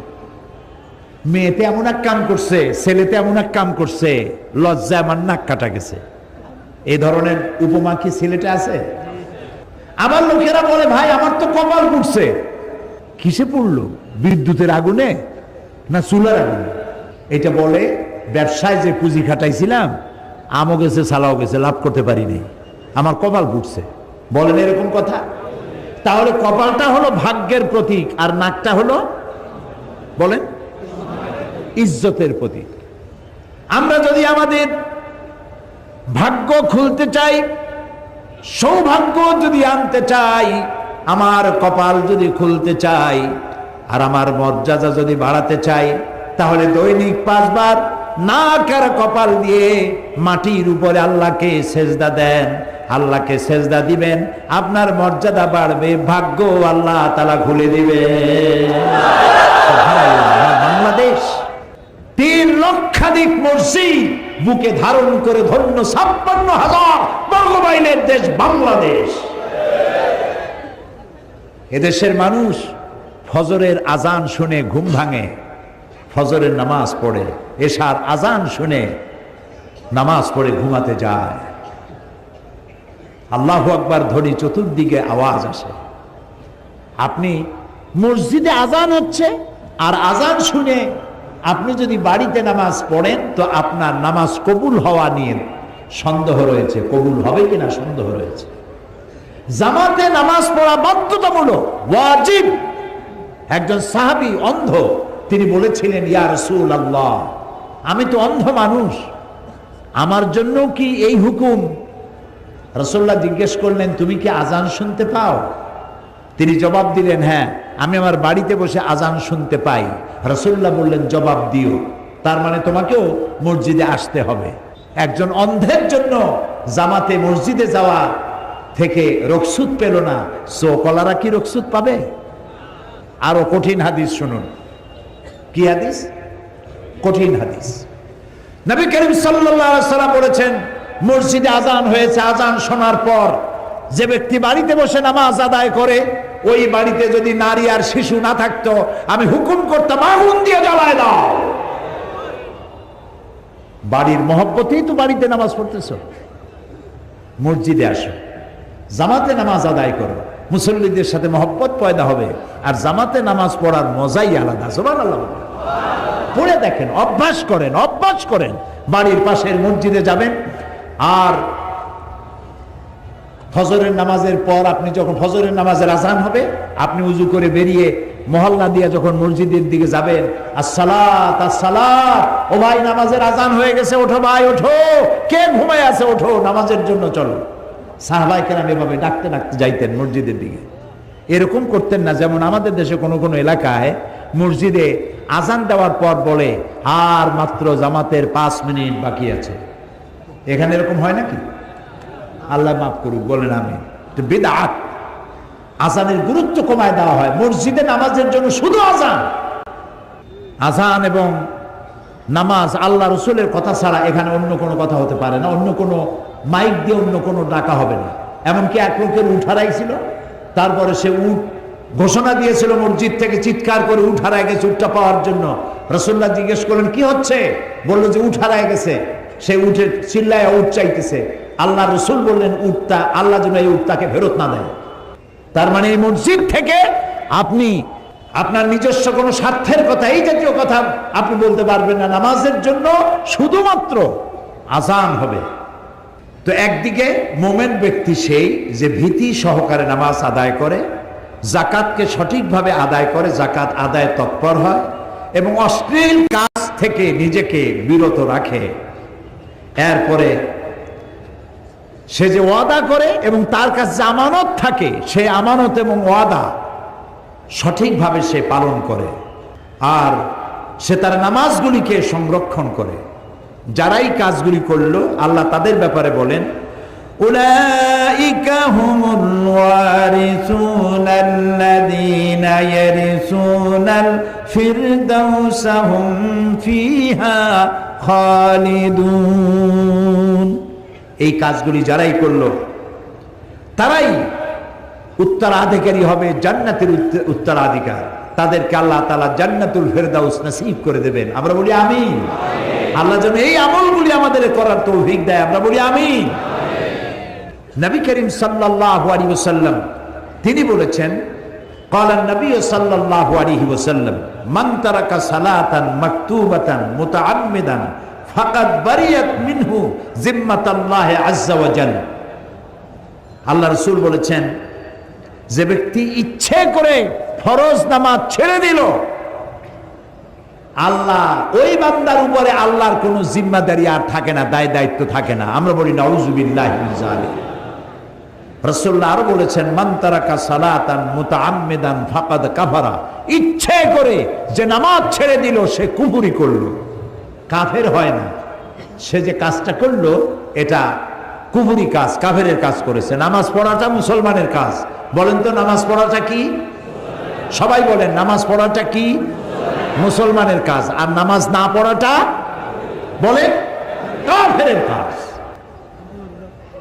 লা দীনা লিমান লা সালাতা লাহু। যার কাছে নামাজ নাই তার কাছে দিন নাই, ঈমান নাই, চরিত্র নাই, কিছুই নেই। নবী করিম সাল্লাল্লাহু আলাইহি ওয়াসাল্লামের জীবনের শেষ নামাজও তিনি জামাতে আদায় করেছিলেন। সুবহানাল্লাহ। দুইজন সাহাবীর কাঁধের উপরে ভর করে তিনি মসজিদে নববীতে প্রবেশ করেছিলেন এবং খুতবা দিতে গিয়ে বললেন আল্লাহ তাআলা এই পৃথিবীর সমস্ত সম্পদ, জাগতিক সম্পদ তার এক বান্দাকে তিনি দিতে চেয়েছিলেন, কিন্তু তিনি সেই সমস্ত সম্পদকে উপেক্ষা করে তিনি আল্লাহর কাছে ফিরে যাওয়া পছন্দ করেছেন। কেউ কিছু বুঝতে পারে নাই। হযরত আবু বকর রাদিয়াল্লাহু তাআলা আনহু তিনি কাঁদতেছিলেন। তিনি বুঝতে পেরেছেন এই পৃথিবীর সমস্ত জাগতিক সম্পদ আল্লাহ তাআলা দিতে চেয়েছেন তার নবী মুহাম্মদুর রাসূলুল্লাহ সাল্লাল্লাহু আলাইহি ওয়াসাল্লামকে, আর তিনি সব কিছুকে পরিত্যাগ করে আল্লাহর সাথে দিদারের জন্য তৈরি হচ্ছেন। তার অর্থ হলো আমরা এতিম হয়ে যাব, তিনি বিদায় হয়ে যাবেন। আল্লাহর নবী বক্তব্য রেখে হযরতে আয়েশা সিদ্দিকা রাদিয়াল্লাহু তাআলা আনহার হুজরার ভিতরে তার ঘরে প্রবেশ করলেন। ইন্তেকালের 5 দিন আগে থেকেই প্রচন্ড জ্বরে তিনি আক্রান্ত ছিলেন, মাথায় যন্ত্রণা ছিল, গায়ে ভীষণ জ্বর ছিল। ইন্তেকালের দিন যতই ঘনায় এলো ততই তিনি বেশি ক্লান্ত হলেন, বেহুশ হন, আবার হুঁশে আসেন। রাতের বেলায় হযরতে আয়েশা সিদ্দিকা রাদিয়াল্লাহু তাআলা আনহাকে প্রশ্ন করলেন, আয়েশা রে, মসজিদে নববীতে এখন কি হচ্ছে? হযরতে আয়েশা বলেন, ইয়া রাসূলুল্লাহ, মসজিদে নববীতে সাহাবায়ে কেরাম দীর্ঘক্ষণ আপনার অপেক্ষা করে আপনাকে না পেয়ে আমার আব্বার ইমামতিতে তারা নামাজ আদায় করছেন, এশার নামাজ হচ্ছে, কিন্তু সাহাবায়ে কেরাম পেছনে তারা নামাজের ভিতরেই কাঁদতেছেন। তাদের ধারণা হয়েছে রসুলের মেহরাবের ভিতরে, রসুলের মুসাল্লায় হযরতে আবু বকর যখন দাঁড়ায় গেছেন, আমরা এতিম হয়ে গেলাম, আল্লাহ রসুলের পেছনে নামাজ পড়া বোধহয় আর কিসমতে হবে না। আল্লাহর নবী হযরত আয়েশাকে ডেকে বলেন, আয়েশা রে, মসজিদে নববীর দিকে যে দরজা জানালাটা আছে সেটাকে একটু খুলে দাও, আমি নামাজের দৃশ্য দেখতে চাই। জানালা খুলে দেওয়া হলো। নবীজি মাথা উঁচু করলেন, হযরত আয়েশার কাঁধের উপরে ভর করে রাসূল নামাজের দৃশ্য দেখতে থাকলেন। আবার তিনি শুয়ে পড়লেন, চোখের কোণা থেকে পানি বেয়ে পড়তে লাগলো। হযরত আয়েশা বলেন, ইয়া রাসূলুল্লাহ, নামাজের দৃশ্য দেখে কাঁদেন কেন? রাসূল বলছেন, আয়েশা গো, এই নামাজের জামাতকে প্রতিষ্ঠা করার জন্য তায়েফের ময়দানে অনেক রক্ত ঝরেছে আমার, ওহদের ময়দানে দান শহীদ হয়েছে, সাহাবায়ে কেরাম জীবন দিয়েছে। আজ এত কষ্টের পরে যে জামাত প্রতিষ্ঠা হলো, আমার এই চোখের পানি কোনো দুঃখের পানি নয়, এটি আমার তৃপ্তির পানি। আমার মনে হলো কিয়ামত পর্যন্ত আমার উম্মতেরা এইভাবে করে তারা জামাতে নামাজ আদায় করবে। নবীজি আবার বেহুশ হয়ে পড়লেন। আজ আর সাহাবীরা একজনও মসজিদে নববী থেকে কেউ বাড়ি যায় নাই। মসজিদে নববীর ভিতরে বসে তারা কাঁদছেন, না জানি কখন আল্লাহর নবী বিদায় হন। ভেতরে স্ত্রীরা আছেন। হযরত ফাতেমা সব থেকে বেশি কান্নাকাটি করছেন। নবীজি তার দিকে লক্ষ্য করলেন এবং কাছে আসতে বললেন। হযরত ফাতেমা যখন কাছে গেছেন, আল্লাহর নবী হযরত ফাতেমার কানে কি যেন বললেন। এই কি যেন বললেন শুনে হযরত ফাতেমার কান্না বন্ধ হয়ে গেল। হযরত আয়েশা হযরত ফাতেমাকে ডেকে জিজ্ঞেস করলেন, ফাতেমা গো, আল্লাহর নবী তোমার কানে কি বললেন আর তোমার কান্না বন্ধ হয়ে গেল? হযরত ফাতেমা বলেন, মা, আমার আব্বা জান আমার কানে কানে বললেন, ফাতেমা তুমি কেঁদো না, তোমার কান্না আমার বরদাস্ত হয় না। আমি তোমাকে সুসংবাদ শোনাতে চাই, আমি দুনিয়া থেকে বিদায় হওয়ার পর সকলের আগে তোমার সাথে আমার দেখা হয়ে যাবে। এর দ্বারা হযরত ফাতেমা বুঝতে পেরেছেন রাসূল ইন্তেকালের পরে সকলের আগে হযরত ফাতেমার ইন্তেকাল হবে আর রাসূলের সঙ্গে দিদার নসিব হবে। ফজর হয়ে এলো, নবীজি বেহুশ অবস্থায় পড়ে আছেন। হযরত জিবরিল আলাইহিস সালাম রাসূলের হুজরার ভিতরে প্রবেশ করে আল্লাহর নবীকে সালাম দিয়েছেন, আসসালামু আলাইকা ইয়া রাসূলুল্লাহ, হে আল্লাহর রাসূল, আল্লাহ পাক আপনাকে সালাম জানিয়েছেন আর জানতে চেয়েছেন আপনি কেমন আছেন। যদিও আল্লাহ সবই জানেন, আপনার মুখ থেকে জানতে চেয়েছেন আপনি কেমন আছেন। আল্লাহর নবী বলেন, জিবরাইল বড়ই কষ্টে আছি। হযরতে জিবরাইল বলেন, ইয়া রাসূলুল্লাহ, আল্লাহ রাব্বুল আলামিনের পক্ষ থেকে আজ এক নতুন ফেরেশতা আমি সাথে করে নিয়ে এসেছি, যেই ফেরেশতা পৃথিবীর কোন মানুষের কাছে যাওয়ার জন্য আসার জন্য অনুমতি চায় না, আজ আপনার খেদমতে আপনার কাছে আসার জন্য অনুমতি চায়। এই যে আমার পেছনে দাঁড়ানো, তার নাম মালাকুল মউত।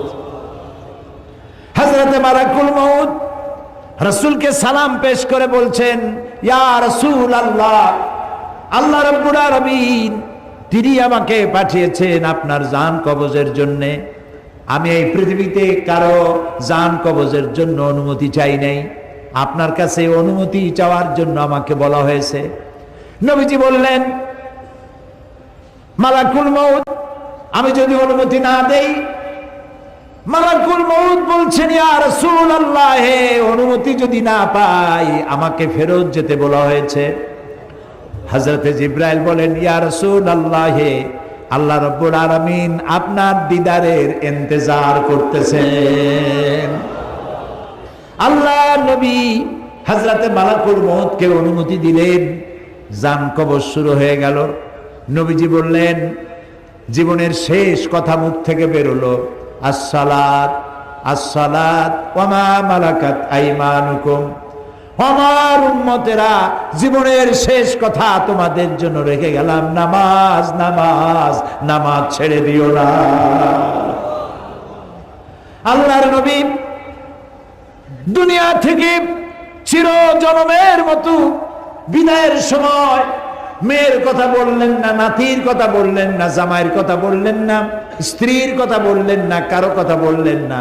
দুটি কথা বলেছেন, ও আমার উম্মতেরা, নামাজ নামাজ, সালাত সালাত। আর তোমাদের অধীনস্থ যারা কাজ করে খায়, কষ্ট করে, তাদের প্রতি তোমরা নির্যাতন করবে না, জুলুম করবে না, তাদের প্রতি ইনসাফ করবে, আর তোমরা নামাজ সঠিকভাবে আদায় করবে। যেই নবী ইন্তেকালের সময় জীবনের শেষ কথা নামাজ নামাজ বলে দুনিয়া থেকে বিদায় হয়ে গেলেন, সেই নবীর উম্মত দাবি করে আমরা নামাজ আদায় করি না। বিশ্বকবি আল্লামা ইকবাল বলেছেন, মসজিদ মে মরসিয়া খায়ে কে নামাজি ন রহি, याने वो साहिबे औसाफे हिजाजी न रही। মসজিদ আজ চিল্লাচ্ছে, মসজিদ আজ কাঁদছে, কই সেই মুসল্লি? বেলালের মতো, আম্মারের মতো, খাব্বাবের মতো, খুবাইবের মতো, আলীর মতো, ওমরের মতো মুসল্লিরা আজ কই? সেই মুসল্লি তো নাই। মসজিদ আছে, সে মুসল্লি নাই। প্রিয় ভাই সব, আজ যারা আমার সামনে বসে আছেন, আমি কি দাবি করতে পারি আজকের এই বিশাল জনসমুদ্র সিলেট শহরে মাঠ ঘাট রাস্তা সব বন্ধ হয়ে গেছে, কোরআন প্রেমিক কোরআন পাগলে ভরে গিয়েছে সিলেট? আমি কি দাবি করতে পারি যে আপনারা যারা নামাজ পড়েন না, অথবা যারা পড়েন অনিয়মিত, যে রাসূল কিয়ামতে পরিচয় না দিলে সুপারিশ না করলে জান্নাতে যাইতে পারবো না, সেই রাসূলের দাবি তিনি নামাজ পড়ার জন্য বলেছেন। আল্লাহ 82 বার বলেছেন, এই নামাজ জীবনেও ছাড়বো না। এই ওয়াদাকে আজকের মাঠে আমরা কি করতে পারি? তাহলে দুহাত উঁচু করুন, বলেন, ইয়া আল্লাহ, তোমার পবিত্র নামে কোরআনের মাহফিলে শপথ করি, কসম করি, যতদিন পর্যন্ত মালাকুল মউত আমার মাথার কাছে না আসতেছে, ততদিন পর্যন্ত ফরজ নামাজ, ফরজ রোজা আর ছেড়ে দেব না, আর ছেড়ে দেব না, আর ছেড়ে দেব না। এবার চিল্লায় বলেন, ইয়া আল্লাহ, আমার আজকের এই শপথ, আমার আজকের এই ওয়াদা, আমার আজকের এই কসম আমার মৃত্যু পর্যন্ত আমাকে পালন করার তৌফিক দাও। আমিন আমিন আমিন ইয়া রাব্বাল আলামিন। আল্লাহ তাআলা কবুল করুন, আমরা বলি আমিন। এরপরে মুমিনের ষষ্ঠ চারিত্রিক বৈশিষ্ট্য, আল আমিরুনা বিল মারুফ, আল আমিরুনা বিল মারুফ। এটা হলো 6 নম্বর চারিত্রিক বৈশিষ্ট্য, অর্থাৎ ভালো কাজের জন্য আদেশ করা। ইয়ামুরুহুম বিল মারুফে ওয়া ইয়ানহাহুম আনিল মুনকার। সমস্ত নবীদের দায়িত্ব ছিল ভালো কাজের আদেশ করবেন, অন্যায় কাজে মানুষকে প্রতিবন্ধকতার সৃষ্টি করবেন। এটা হলো রাসূলের দায়িত্ব। আল্লাহ তাআলা বলছেন এটা উম্মতের দায়িত্ব। কুনতুম খায়রা উম্মাতিন উখরিজাত লিন-নাসি তা'মুরুনা বিল মা'রুফি ওয়া তানহাউনা আনিল মুনকার। কুনতুম খায়রা উম্মাতিন, তোমরা শ্রেষ্ঠ জাতি। কে বলতেছেন? বলেন সবাই। কাদেরকে বলতেছেন? আমাদেরকে। বলেন কাদেরকে? এই মুসলিম মিল্লাতকে আল্লাহ বলছেন তোমরা শ্রেষ্ঠ জাতি।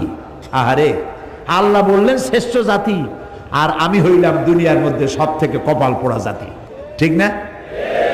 আজকে পৃথিবীতে সব থেকে লাঞ্ছিত, বঞ্চিত, নিগৃহীত, হোমলেস, স্টেটলেস, সম্মান নাই, মর্যাদা নাই কোন জাতি? এই মুসলমান। অথচ আল্লাহ বলছেন কুনতুম খায়রা উম্মাতিন উখরিজাত লিন-নাস, তোমাদেরকে আমি পৃথিবীতে প্রেরণ করেছি শ্রেষ্ঠ জাতি। তোমরা খায়রে উমাম এবং ইমামে আকওয়াম, শ্রেষ্ঠ জাতি এবং জাতি সমূহের নেতা তোমরা। সুবহানাল্লাহ বলে, আলহামদুলিল্লাহ বলে। তোমাদের দায়িত্ব মানুষকে ভালো কাজের আদেশ দেবে, অন্যায় কাজ থেকে ফিরিয়ে রাখবে। আমরা কি তা করি? আপনার চোখের সামনে একটা যুবক ছেলে সোনার চেন পরেছে গলায়, এই চরম শীতের দিনেও সামনের 3-4টা বোতাম খুলে রাখে যাতে লোকেরা বোঝে উনি একটা কিছু ঝুলাইছে। এটা যখন আপনি দেখেন, আপনি কি তাকে নিষেধ করেন যে বাবা এই সোনাটা তোমার জন্য নয়, পুরুষের জন্য, এক রত্তি সোনাও হারাম, তুমি তো সোনার চেন পরো নাই, তুমি জাহান্নামের আগুনের শিকল পরেছ। এই চেনটা খুলে তোমার মাকে দিয়ে দাও, বউ থাকলে বউরে দিয়ে দাও, বোন থাকলে বোনেরে দাও, কেউরে না দাও বাক্সের মধ্যে ধুয়ে দাও, যেদিন বউ পাইবা সেই দিন বউয়ের গলায় ঝুলাই দিও। যুবকেরা এখন কানে দুল পরে, দেখছেন না? কানে দুল পরে। আমি লন্ডনে দেখেছি কানে দুল, নাকে ফুল, জিব্বার মধ্যে রিং পড়ছে। কত বড় শয়তান! আমি চিন্তা করছি জিব্বায় রিং পড়ছে, খায় কেমনে? মাথায় কত কায়দার যে চুল, জেল মাইখা সব খাড়া করে তৈরি করে। এরপরে আবার কেউ চতুর্দিক দিয়ে কামায়া মাথার উপরে তালপট্টির দ্বীপের মতো রাখে। আবার আমেরিকায় দেখলাম এক প্রকারের যুবক, যুব শ্রেণীর ছেলে মেয়ে, প্যান্ট পরছে, জামা পরছে, সমস্ত সুতাগুলো বাইর করে ছেঁড়া, হাঁটুর কাছে, হাঁটুর উপরে, নিচে, এদিকে সেদিকে ছেঁড়া ছেঁড়া। তাই মনে করলাম আমেরিকা পৃথিবীর এত বড় ধনী দেশ, আমার দেশে ভিক্ষুকরাও তো এত ছেঁড়া জামা পরে না, এরা কি এতই গরিব? কয় না হুজুর, এগুলোর দাম অনেক বেশি। তারপর কত কায়দার দাড়ি রাখে, দেখছেন অবস্থা? দুই দিকে কামাইয়া এখানে হোমিওপ্যাথি মার্কা একটু রাখে, গসা দিল উঠে যায় এরকম। আবার এখান থেকে মোষের সাথে একটা দাগ দিয়ে রাখে এখানে। আবার কেউ বা মাঝখান দিয়ে কামাইয়া দুই দিকে রাখে। আবার কেউ মোষটা এত ঘন করে ঠোঁটের উপরে দিয়া, এমন ভাবে মোষ ঘন এবং ঢাকা মুখ, 5 ব্যাটারির টর্চ লাইট মারিয়া খোঁজ করে পাওয়া যাবে না যে লোকটা হাসে না কান্দে। আল-আমিরুনা বিল মারুফ, ভালো কাজের আদেশ করেন, অন্যায় কাজ থেকে ফিরাবার চেষ্টা করেন। একটা মানুষও যদি ভালো বানাইতে পারেন, কিয়ামতের দিন হতে পারে এটা আপনার জান্নাতে যাওয়ার জারিয়া হয়ে যাবে। একটা মানুষ। নূহ আলাইহিস সালাম আল্লাহর পয়গম্বর কত বছর বেঁচে ছিলেন? আলফা সানা ইল্লা 50, 50 বছর কম 1000 বছর, কত হয় তাহলে?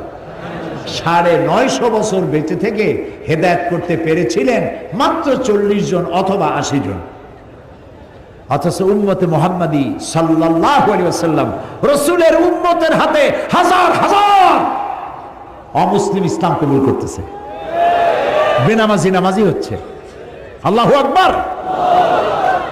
তো আপনার কথায় যদি একটা লোক ভালো হয়, আপনি কত সওয়াব পাবেন চিন্তা করেন তো। কাজটা হচ্ছে নবীর, কাজটা হচ্ছে উম্মতের।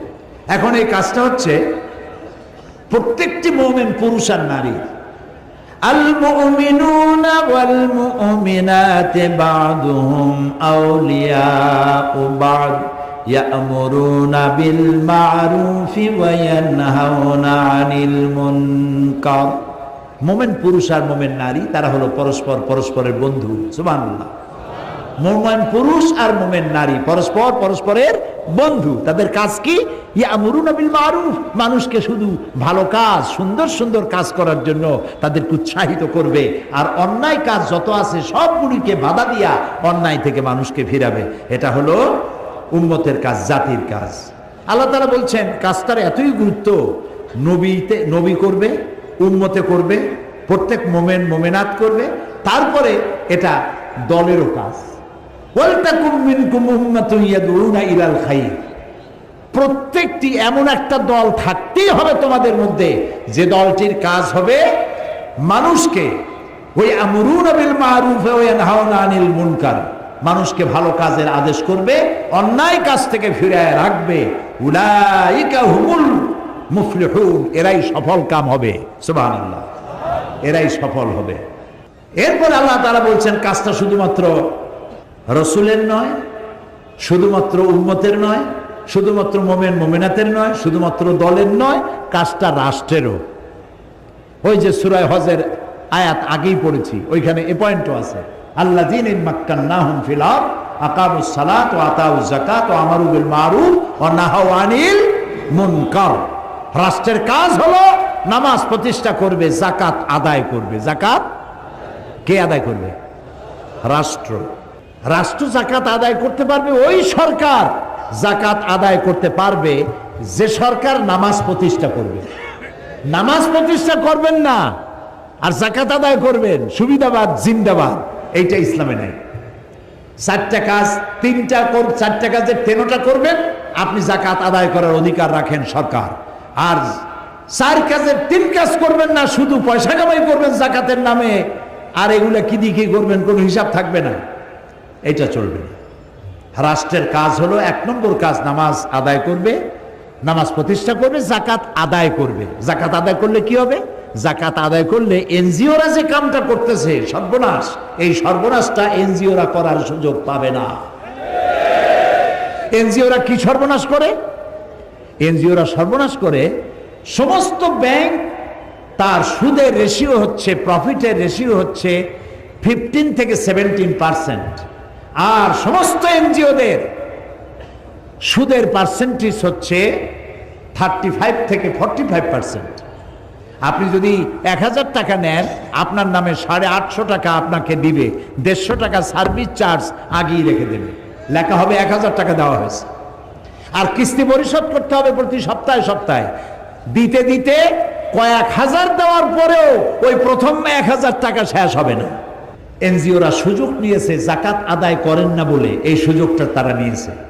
আর যদি গভর্নমেন্ট যাকাত আদায় করে, আমরা একটা জরিপ চালাইছি, একটা জরিপের মাধ্যমে জানতে পেরেছি বর্তমান বাংলাদেশে যদি যাকাত গভর্নমেন্ট আদায় করে তাহলে মিনিমাম 12,000 কোটি টাকা প্রতি বছর যাকাত আদায় হতে পারে।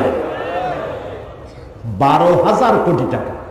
আর রয়েছে ওয়াকফ এস্টেট।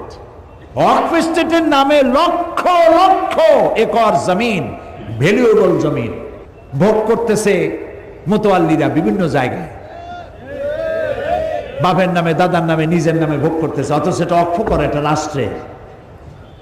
রাষ্ট্র যদি সমস্ত ওয়াকফকৃত ওয়াকফ স্টেটকে নিজের হাতে নিতে পারে আর 12,000 কোটি টাকা যাকাত যদি কালেকশন করতে পারে, বাংলাদেশের দারিদ্র বিমোচনের জন্য, রিলিফ অ্যান্ড রিহ্যাবিলিটেশনের জন্য পৃথিবীর কারো কাছ থেকে 1টি টাকাও আনার দরকার না,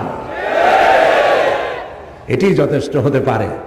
কিন্তু দুর্ভাগ্য আমাদের, আমরা সে ধরনের যারা এই কাজটি করবে তাদেরকে আমরা সুবিধা সুযোগ দিয়ে এই কাজটি করার জন্য সহযোগিতা করতে ব্যর্থ হয়েছি। এরপরে কোরআন বলছে এই কাজটি প্রত্যেক ব্যক্তির।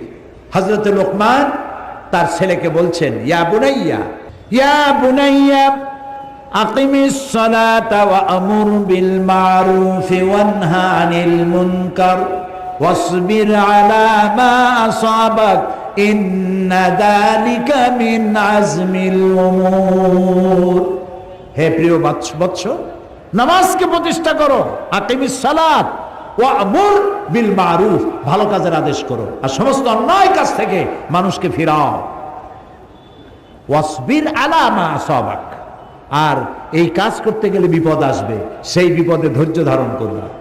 আপনি যখন মানুষকে ভালো কাজের আদেশ করবেন, অন্যায় কাজ থেকে ফিরতে বলবেন, সে তখন আপনার বিরুদ্ধে ক্ষেপে আসবে।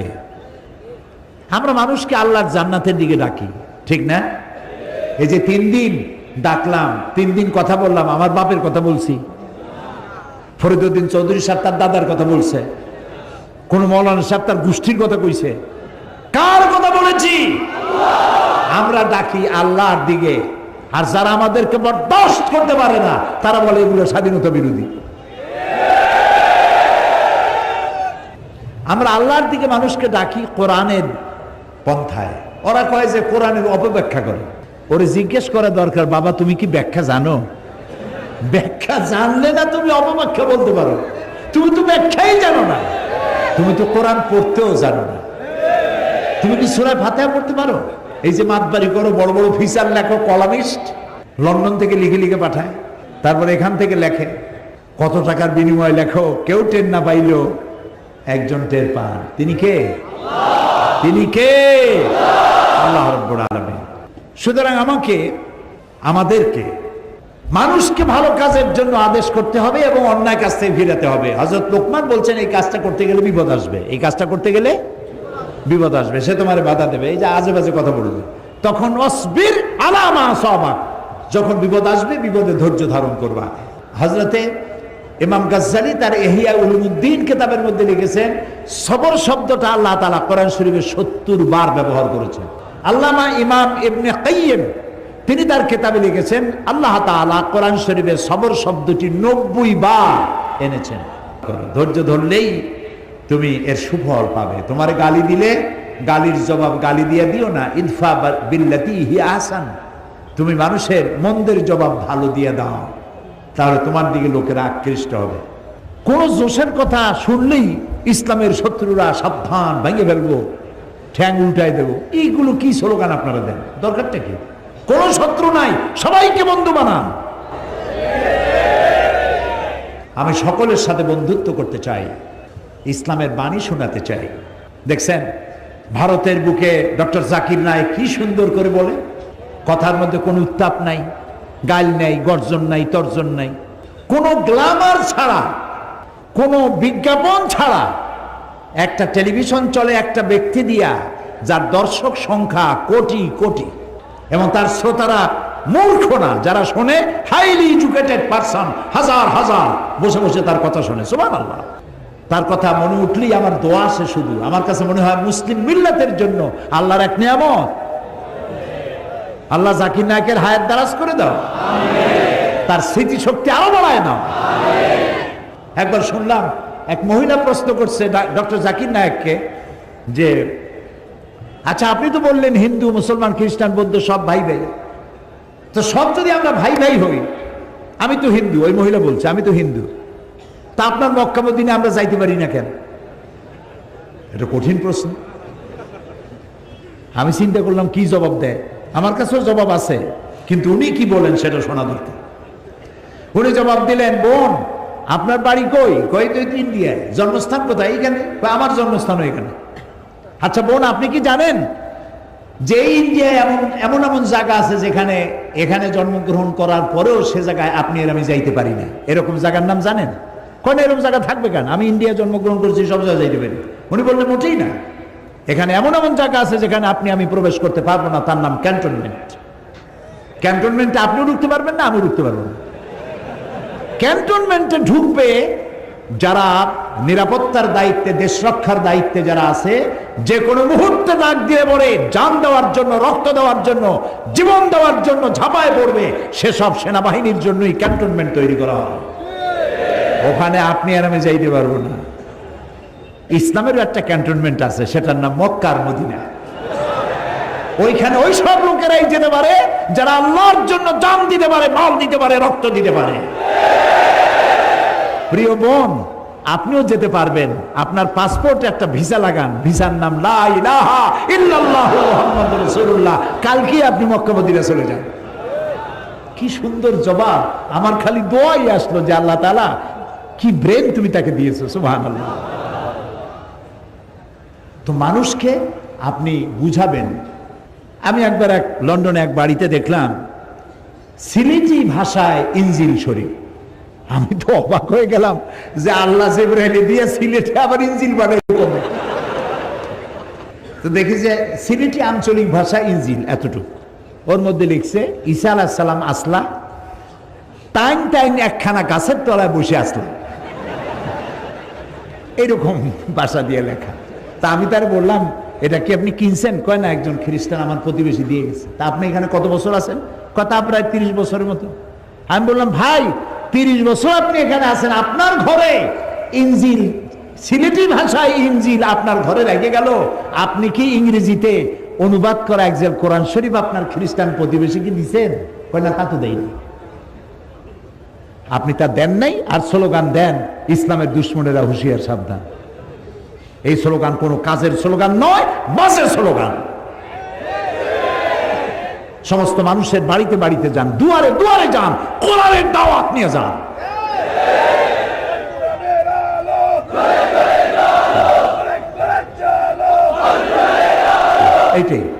এইটাই স্লোগান, এটাই গ্রহণযোগ্য স্লোগান।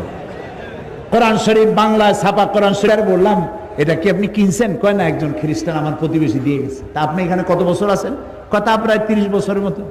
আমি বললাম ভাই 30 বছর আপনি এখানে আছেন, আপনার ঘরে ইনজিল, সিলেটি ভাষায় ইনজিল আপনার ঘরে রেখে গেল, আপনি কি ইংরেজিতে অনুবাদ করা একজন কোরআন শরীফ আপনার খ্রিস্টান প্রতিবেশীকে দিচ্ছেন? কয় না, তা তো দেয়নি। আপনি তা দেন নাই, আর স্লোগান দেন ইসলামের দুশ্মনেরা হুঁশিয়ার সাবধান। এই স্লোগান কোনো কাজের স্লোগান নয়, বাসের স্লোগান।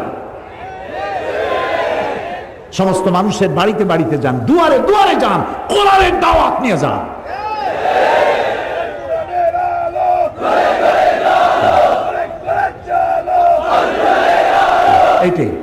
এইটাই স্লোগান, এটাই গ্রহণযোগ্য স্লোগান। কোরআন শরীফ বাংলায় ছাপা কোরআন শরীফ আছে, বাংলা ভাষায় অনুবাদ করা। এক জেল কিনবেন। যে ব্যক্তি কোরআন ইসলামকে মৌলবাদ বলে, জঙ্গিবাদ বলে, এক জেল কোরআন শরীফ তাকে হাদিয়া দিয়ে আসবেন। ভাই জঙ্গিবাদ না মৌলবাদ তুমি নিজে একটু পড়ে বোঝো, ভাই তোমার পায়ে ধরি, পয়সা দেওয়া লাগবে না, দিয়ে গেলাম, তুমি পড়ো। পারবেন? কোন না পারবেন? নামাজের হাকিকত, রোজার হাকিকত, ইমানের হাকিকত, ইসলাম পরিচিতি, সত্যের সাক্ষ্য, বুনিয়াদী শিক্ষা, একমাত্র ধর্ম, ভাঙ্গা গড়া, এই ছোট্ট ছোট্ট বই, এক একটা বই এক একটা বিপ্লব সৃষ্টি করে দিতে পারে। এসব বইগুলি কেনেন, মানুষকে হাদিয়া দেন। বইয়ের চাইতে উত্তম হাদিয়া পৃথিবীতে আর কিছু নাই। যত গল্প গুজবের বই, এই যে 21শে ফেব্রুয়ারি বই মেলা, খারাপ না। বাংলা ভাষার চর্চা হচ্ছে, বাংলা ভাষা আমার মায়ের ভাষা, আর ভাষা হচ্ছে নিয়ামত। ওমিন আয়াতিহি ইখতিলাফে আলসিনাতিকুম ওয়া আলওয়ানুকুম। আল্লাহ তাআলার নিদর্শনাবলীর মধ্যে এটাও নিদর্শন যে তিনি অনেক ভাষার সৃষ্টি করেছেন, অনেক রঙের মানুষও সৃষ্টি করেছেন। সৈয়দ মুজতবা আলী, বাড়ি বোধহয় মৌলভীবাজারে, মারা গেছেন। খুব সুন্দর সুন্দর বই লিখে গেছেন তিনি লিখছেন বাংলা ভাষার জন্ম হয়েছে নদিয়া শান্তিপুরে, চট্টগ্রামে বাংলা ভাষা ইন্তেকাল ফরমাইয়াছে, কুলখানি হয়েছে নোয়াখালীতে, 40 হয়েছে সিলেটে। রাগ করতেছেন না তো? আপনাদের লোকেরা লিখছে, আমি লিখি না। সৈয়দ মুজতবা আলীর লেখা। বাংলা ভাষা আমার মায়ের ভাষা, আমি গর্ব করতে পারি আমার ভাষা পৃথিবীর আরবির পরেই আমার কাছে সব থেকে বেশি মর্যাদার ভাষা আমার মায়ের ভাষা, বাংলা ভাষা। 21শে ফেব্রুয়ারি উপলক্ষে বই মেলা হয়েছে। কয়টা ইসলামী দোকান সেখানে জায়গা পেয়েছে আমি জানি না। সমস্ত গল্পের বই আছে, নাটকের বই আছে। গল্প আর নাটক কি শিখায়? রাজার মেয়ের সাথে কোতোয়ালের ছেলের বন্ধুত্ব হলো, প্রেম, গভীর প্রেম, গাঢ়। এই প্রেমে দুজন পাগল, রাত নাই দিন নাই, তারা 10 দিগন্তে দিল উড়াল। তারপরে কি হলো, তারপরে কি হলো, তারপরে কি হলো, তারপরে কিছুই হলো না, বই শেষ হয়ে গেল। লা হাওলা ওয়ালা কুওয়াতা ইল্লা বিল্লাহ। এই বই পড়িয়া কি লাভ আপনি বলেন আমাকে? কি লাভ? কি শিখলেন? তারপরে কবিতার বই। আগে তো কবিতা ছিল, কি সুন্দর সুন্দর কবিতা ছিল। মসজিদেরই পাশে আমার কবর দিও ভাই, যেন সকাল সন্ধ্যে মুয়াজ্জিনের আজান শুনতে পাই। রবীন্দ্রনাথের 2 বিঘা কবিতা পড়ে আমি ছোটবেলায় কেঁদেছি। 2 বিঘা জমিন, এত সুন্দর কবিতা আমার মনে নেই এখন, আমি পড়ে কাঁদছি। তার কাবুলিওয়ালা গল্প পড়ে কাঁদছি। বাংলা ভাষার এগুলি শ্রেষ্ঠ সম্পদ, এগুলির মধ্যে শেখার আছে। এই কবিতার ছন্দ ছিল, তাল ছিল। এখনকার কবিতা কি? এগুলো কবিতা না বলে কবিতা বলা যায়। গদ্যের গ আর কবিতার বিতা, দুইটা মিলে কবিতা, তো কবিতা হয়ে গেছে। কিরকম? সিলেট দিয়া মাজার জিয়ারতে চললাম, শকুন আর কাকেরা তখন মৌলভীবাজার দিয়া সুনামগঞ্জ যাচ্ছিল, আর লন্ডনে তখন তুষারপাত হচ্ছিল -6। এই কবিতার আগাও নাই, মাথাও নাই। এইসব বই বিক্রি হচ্ছে, দেধারসে বিক্রি হচ্ছে। প্রিয় ভাই সব, কোরআন পড়েন, হাদিস পড়েন, ইসলামী সাহিত্য পড়েন, ইতিহাস পড়েন। ভূগোল পড়েন, বিজ্ঞান পড়েন, জ্ঞানকে সমৃদ্ধ করেন। গল্প নাটক আপনাকে কিচ্ছু শিখাবে না। আপনাকে শেখাবে ইতিহাস, শেখাবে ভূগোল, শেখাবে সংস্কৃতি, শেখাবে আপনাকে নতুন প্রযুক্তি, শেখাবে কম্পিউটার, ইমেইল, ইন্টারনেট, ওয়েবসাইট। এগুলি আপনাকে শেখাবে, শিক্ষা দেবে গোটা দুনিয়া। আনলিমিটেড পেজ খুঁজে পাবেন। মাসলা মাসাইলের ব্যাপারে কিছু তালাশ করবেন, বাটন টিপবেন, হাজার হাজার মাসলা বেরিয়ে আসবে, আয়াত আসবে, হাদিস আসবে। শিখতে থাকেন, কোরআন শেখেন, হাদিস শেখেন।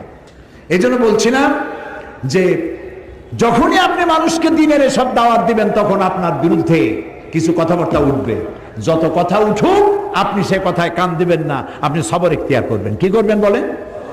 সবর। আমার কোনো শত্রু নাই, সবাই আমার বন্ধু হবে। আলহামদুলিল্লাহ বলেন। আমি কারো সাথে শত্রুতা করতে চাই না, সকলকেই বন্ধুত্বের হাত বিস্তার করে দিতে চাই। যুবকেরা, তরুণেরা, ইসলাম তোমাদের শ্রেষ্ঠ আশ্রয়স্থল। ইসলাম তোমার চরিত্র গড়ে দিতে চায়। ইসলাম তোমার সুন্দর ভবিষ্যৎ বিনির্মাণ করতে চায়। ইসলাম তোমাকে পৃথিবীতে প্রতিষ্ঠিত করতে চায়। কিয়ামতের দিন তোমাকে দিয়ে আল্লাহ তাআলা তার জান্নাত ভরে দিতে চান। ফিরে এসো যুবকেরা, তরুণেরা, ফিরে এসো। এক বাঘ ছিল ক্ষুধার্ত। ক্ষুধার্ত বাঘ অনেক দিন ক্ষুধা, খাবার কিছু পায় নাই। হঠাৎ করে দেখলো ভেড়ার একটা পাল। একটা ভেড়াকে টার্গেট করে বাঘ ছুটতে যাবে, তখন দেখলো ভেড়ার পালের মধ্যে একটা বাঘের বাচ্চা। ভ্যা ভ্যা করে সেও দৌড়াচ্ছে। বাঘ চিন্তা করলো, আমার স্বগোত্রীয় বাঘের বাচ্চা ভেড়ার সাথে দৌড়ায়, এ কি আশ্চর্য কথা। ওর ক্ষুধা টুধা মিটে গেছে। ভেড়ারে টার্গেট বাদ দিয়া বাঘের বাচ্চারে টার্গেট করছে। দৌড়াই গিয়ে ওরে ধরছে, চাপিয়া ধরে কামড়াইয়া নিয়ে আসছে জঙ্গলের মধ্যে। বাঘে, বিড়ালে, শিয়ালে তার বাচ্চা কামড়ায় আনে, দেখছেন না? ও তো কোলে নিতে পারে না, কামড়ায় আনে। তো কামড়ায় যে দাঁত বসায় না, ওইভাবে আদর করে নিয়ে আসছে। আসিয়া বলতেছে, এই তুই ভেড়ার দলে গেছিস কেন? তুই তো আমার বাচ্চা, আমার বাঘের বাচ্চা, তুই ভেড়ার দলে কেন? কই না আমি তো ভেড়া। কই না তুই ভেড়া না, তুই বাঘ। হ্যাঁ আমি ভেড়া। মানে ছোট্ট অবস্থায় এর একজন লোক শিকার করতে গিয়ে পাইছিল, আনিয়া ভেড়ার মধ্যে প্রতিপালন করেছে। ভেড়ার দুধ খাইয়া বড় হয়েছে। ভেড়ার গুতা খায় আর বলে যে আল্লাহ এত গুতা খাই আমি। ও যে বাঘ তা তো বোঝে না। ওরে বিশ্বাসই করাতে পারতেছে না বাঘ যে তুই বাঘ। সে কয় না আমি ভেড়া। আচ্ছা, এরপর একটা কুয়ার কাছে নিছে, যাইয়া কুয়ার কাছে গিয়ে বলে, আচ্ছা তাকা তো, পানির দিকে তাকা। তো তাকাইছে, কেউ দেখতো তো আমার ছবি আর তোর ছবি পড়ছে না পানির মধ্যে? তা তো পড়ছে। দাঁতগুলো বাইর কর, তোর দাঁত আর আমার দাঁত ধারালা দাঁত কিনা? কয় তা তো ধারালা দাঁত। আমার চোখ আর তোর চোখ দুটো বড় কিনা? বলে তা তো বড়। আমার গায়ে যেমন হলুদ আর কালো ডোরা ডোরা আছে, তোর গায়ে আছে না ওরকম বাংলা লিঙ্কের মতো আছে। তো নখর বাইর কর, এই থাবার মধ্যে নখ আছে, বাইর কর। তো বাইর করলো, তো দেখলো যে তার মধ্যে আমার মধ্যেও তো নখ আছে। তুই ভেড়া না, এখন বুঝছিস তুই বাঘ। তুই ভেড়ার গুতা খাস কেন? তুই হুঙ্কার মার, ভেড়ার পাল দৌড়ে চলে যাবে। আমি আজ সিলেটের যুবক মুসলমানদেরকে বলতে চাই, তুমি ভেড়ার বাচ্চা নও, তুমি সিংহের বাচ্চা, খালিদ বিন ওলীদের সন্তান, তুমি শাহজালালের সন্তান, তুমি শাহ মখদুমের সন্তান।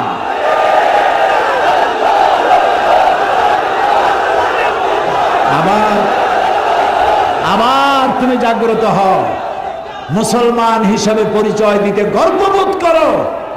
আমার বাড়ি সিলেটের পুণ্যভূমি, শাহজালালের কদমে ধন্য যে জমিন, আমি সেই জমিনের সন্তান। এই শুকর আদায় করে মাথা উঁচু করে দাঁড়াও, তোমাদেরকে কেউ দখল করতে পারবে না। 50,000 60,000 লোক বঙ্গভূমি দাবি করে সীমান্ত এলাকায় এসে বাংলাদেশের ছাতাও করতে পারবে না। সেজন্য তৈরি হতে হবে, প্রস্তুত থাকতে হবে। মুসলমান হও। ওয়ালা তাহিনু ওয়ালা তাহজানু ওয়া আনতুমুল আ'লাউনা ইন কুনতুম মুমিনিন। তুমি যদি মুমিন হও, তোমার কোনো ভয় নাই, ডর নাই, চিন্তা নাই, বিজয় তোমার জন্য অপেক্ষা করছে। সুবহানাল্লাহ। কার ওয়াদা? আল্লাহর ওয়াদা। কার ওয়াদা? আরো জোরে বলো। আল্লাহর ওয়াদা কি মিছা হয়? কখনো নয়। প্রিয় ভাই সব, এই যে আল আমিরুনা বিল মারুফ, নেক কাজের আদেশ আপনি যত দিবেন এর সুফলটা কি, এর সুফল হাতে হাতে দেখায় দিই। মানুষ দেখতে পারলে আর শুনতে চায় না। আপনারা দেখতে চান? দেখতে চান? দেখুন কিভাবে দেখবেন। 1400 বছর পেছনের ইতিহাসের দিকে তাকান।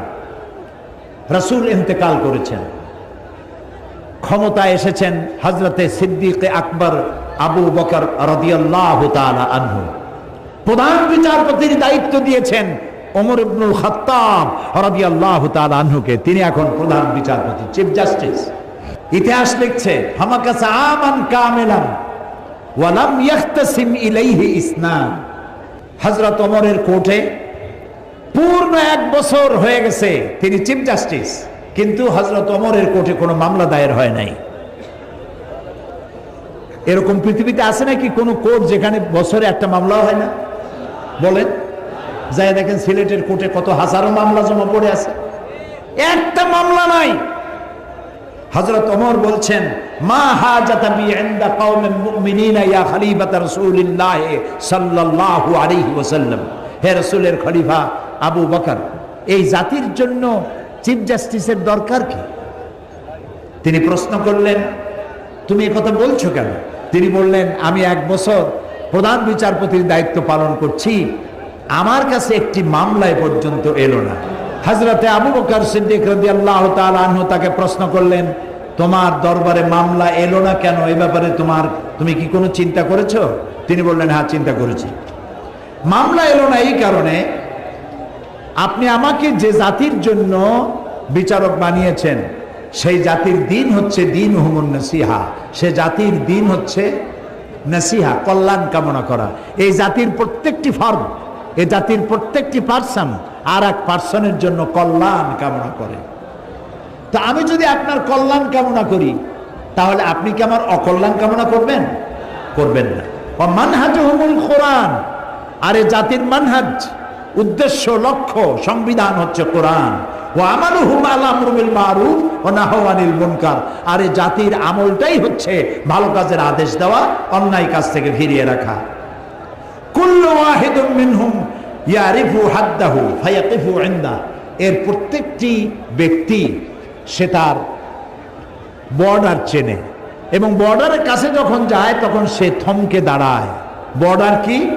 জেনা করা একটা বর্ডার, জেনা একটা বর্ডার, অহংকার একটা বর্ডার, মদ একটা বর্ডার, সুদ একটা বর্ডার, গীবত একটা বর্ডার। আল্লাহর নির্ধারিত এই বর্ডারগুলির কাছে যখন যায় তারা বর্ডার চেনে আর ওখানেই থমকে দাঁড়ায়, বর্ডার ক্রস করে না। ফায়াকিফু ইনদা, আল্লাহ তাআলা এই বর্ডারগুলি রেখেছেন। এই বর্ডার দেখায় বলেছেন তিলকা হুদুদুল্লাহ ফালা তাকরাবুহা, তোমরা এই হচ্ছে আল্লাহ নির্ধারিত বর্ডার, এই বর্ডারকে তোমরা ক্রস করো না, বর্ডারকে অতিক্রান্ত করো না। ওয়াইজা মারিদা আহাদুহুম আদুহু, এই জাতি যদি কাউকে অসুস্থ দেখে তাহলে তাকে সুস্থ করার জন্য তার কাছে সেবা শুশ্রূষা করার জন্য এগিয়ে যায়। ওয়াইজাফতাকারা নাসারুহু, আর যখন এর মধ্যে কেউ ফকির হয়ে যায় তখন ফকির হলে পরে তাকে সাহায্যের হাতকে সম্প্রসারিত করে দেয়। ফাফিমা হুম ইয়াখতাসিবুনা ইলাইয়া ইয়া খলিফাত রাসূলিল্লাহ সাল্লাল্লাহু আলাইহি ওয়াসাল্লাম, এই যখন জাতির অভ্যাস তখন এই জাতির মামলা করতে আসবে কেন? সুতরাং ভালো কাজের আদেশ আর অন্যায় কাজ থেকে নিষেধ করা, এটা হলো আদেশ করাটা হলো 6 নম্বর চারিত্রিক বৈশিষ্ট্য, আর 7 নম্বর চারিত্রিক বৈশিষ্ট্য হচ্ছে অন্যায় কাজ থেকে মানুষকে বিরত রাখা।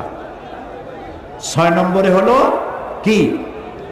ভালো কাজের আদেশ, 7 নম্বরে অন্যায় কাজ থেকে নিষেধ করা। তাআওয়ানু আলাল বিররি ওয়াত তাকওয়া ওয়ালা তাআওয়ানু আলাল ইসমি ওয়াল উদওয়ান, সমস্ত ন্যায়মূলক ভালো কাজে লোকদেরকে সহযোগিতা করো আর অন্যায় কাজ থেকে মানুষকে বিরত রাখো, ফিরে রাখো। আর 8 নম্বরে হচ্ছে ওয়াল হাফিজুনা লিহুদুদিল্লাহ, আল্লাহর হদগুলি, সীমাগুলিকে চিনে সেখানে হদকে ক্রস না করা। লন্ডনে এবং আমেরিকা আমি দেখেছি রাত 2:30-3টায় গাড়িতে যাচ্ছি, ড্রাইভার সিলেটি একজন মালিক, তার নিজের গাড়ি নিজে চালায়, ওখানে ড্রাইভার রাখার, কাজের লোক রাখার এত পয়সা কোথায়? যার যার কাজ নিজেরাই করে। নিজেরা খায়া নিজের প্লেট ধোয়, নিজের জামা নিজে পরিষ্কার করে, নিজের গাড়ি নিজে চালায়, অনেক ভালো, অনেক ভালো। নবী করিম সাল্লাল্লাহু আলাইহি ওয়াসাল্লাম তাই করেছেন, আলহামদুলিল্লাহ বলে। তো গাড়ি চালাতে গিয়ে রাত 2:30-3টা বাজে, রেড লাইট জ্বলতেছে, উনি দাঁড়ায় গেছে। তাই বললাম, ভাই সামনে তো কোনো গাড়িও নাই, মানুষও নাই, লাল বাতি জ্বলছে, তো কি হয়েছে? কি তো হয়েছে? তো কি তো হয়েছে? আপনি যান না কেন? কয় না যাওয়া যাবে না। কেন? কয় যে এখানে ক্যামেরা আছে, এই ক্যামেরা আমার ছবি তুলবে, আমার চেহারা শুদ্ধ, গাড়ির নাম্বার শুদ্ধ, ছবি উঠে যাবে, এবং আগামীকাল আমার নামে চিঠি আসবে, তুমি অমুক পয়েন্ট থেকে রেড সিগন্যাল ক্রস করেছো, তুমি কোর্টে দেখা করো, জরিমানা দাও। আর এইরকম 2-3 বার জরিমানা যদি হয়, আর যদি জরিমানা আদায় না করে, লাইসেন্স ক্যান্সেল। তো ওইখানে ক্যামেরা আছে, জানা আছে বলে বর্ডার ক্রস করতেছে না। আর আমি যে বর্ডার ক্রস করতেছি অহরহ, আল্লাহ যে আমাকে দেখছেন, এই বিশ্বাস যদি থাকতো, তাহলে বর্ডার ক্রস করতে পারতাম না। তো আমি সবর এখতিয়ার করে আল্লাহর সীমা রেখা, আল্লাহর সমস্ত সীমাগুলি যদি সংরক্ষণ করে আমরা চলতে পারি, তাহলে আল্লাহ তাআলা বলছেন অবাশশিরিল মুমিনিন, এই 8টি চারিত্রিক বৈশিষ্ট্য যারা অবলম্বন করতে পারবে, তাদের জন্যই আল্লাহর পক্ষ থেকে রয়েছে শুভ সংবাদ, জান্নাতের শুভ সংবাদ। বলেন আল্লাহু আকবার, আল্লাহু আকবার, আল্লাহু আকবার। প্রিয় ভাই সব, আবার সুদিন ফিরে আসবে। অমাবস্যায় চিরকাল ঢেকে থাকে না পৃথিবী, পূর্ণিমার চাঁদ ওঠে, রাতের আধার চলে গিয়ে পূর্ব দিগন্ত থেকে সূর্য হেসে ওঠে, মেঘাচ্ছন্ন কুয়াশাচ্ছন্ন অবস্থা দিয়ে সূর্য চিরকাল ঢাকা থাকে না, সূর্য আবার জেগে ওঠে। হাজারো হাজারো ষড়যন্ত্রের মধ্য দিয়ে কোরআনের আওয়াজ বিকশিত হবে, মানুষের কানে কানে পৌঁছে যাবে, লোকেরা হেদায়েতের পথে চলে আসবে, শুরু হবে খেলাফত আলা মানহাজুন নবুয়া। রাসূলুল্লাহ যে খেলাফত রেখে গেছিলেন, সেই খেলাফতের উপরেই পৃথিবী আবার প্রতিষ্ঠিত হবে ইনশাআল্লাহ। আল্লাহ তাআলা সূরা ইব্রাহিমের একটি আয়াত বলেই আমি মুনাজাতের দিকে যেতে চাই।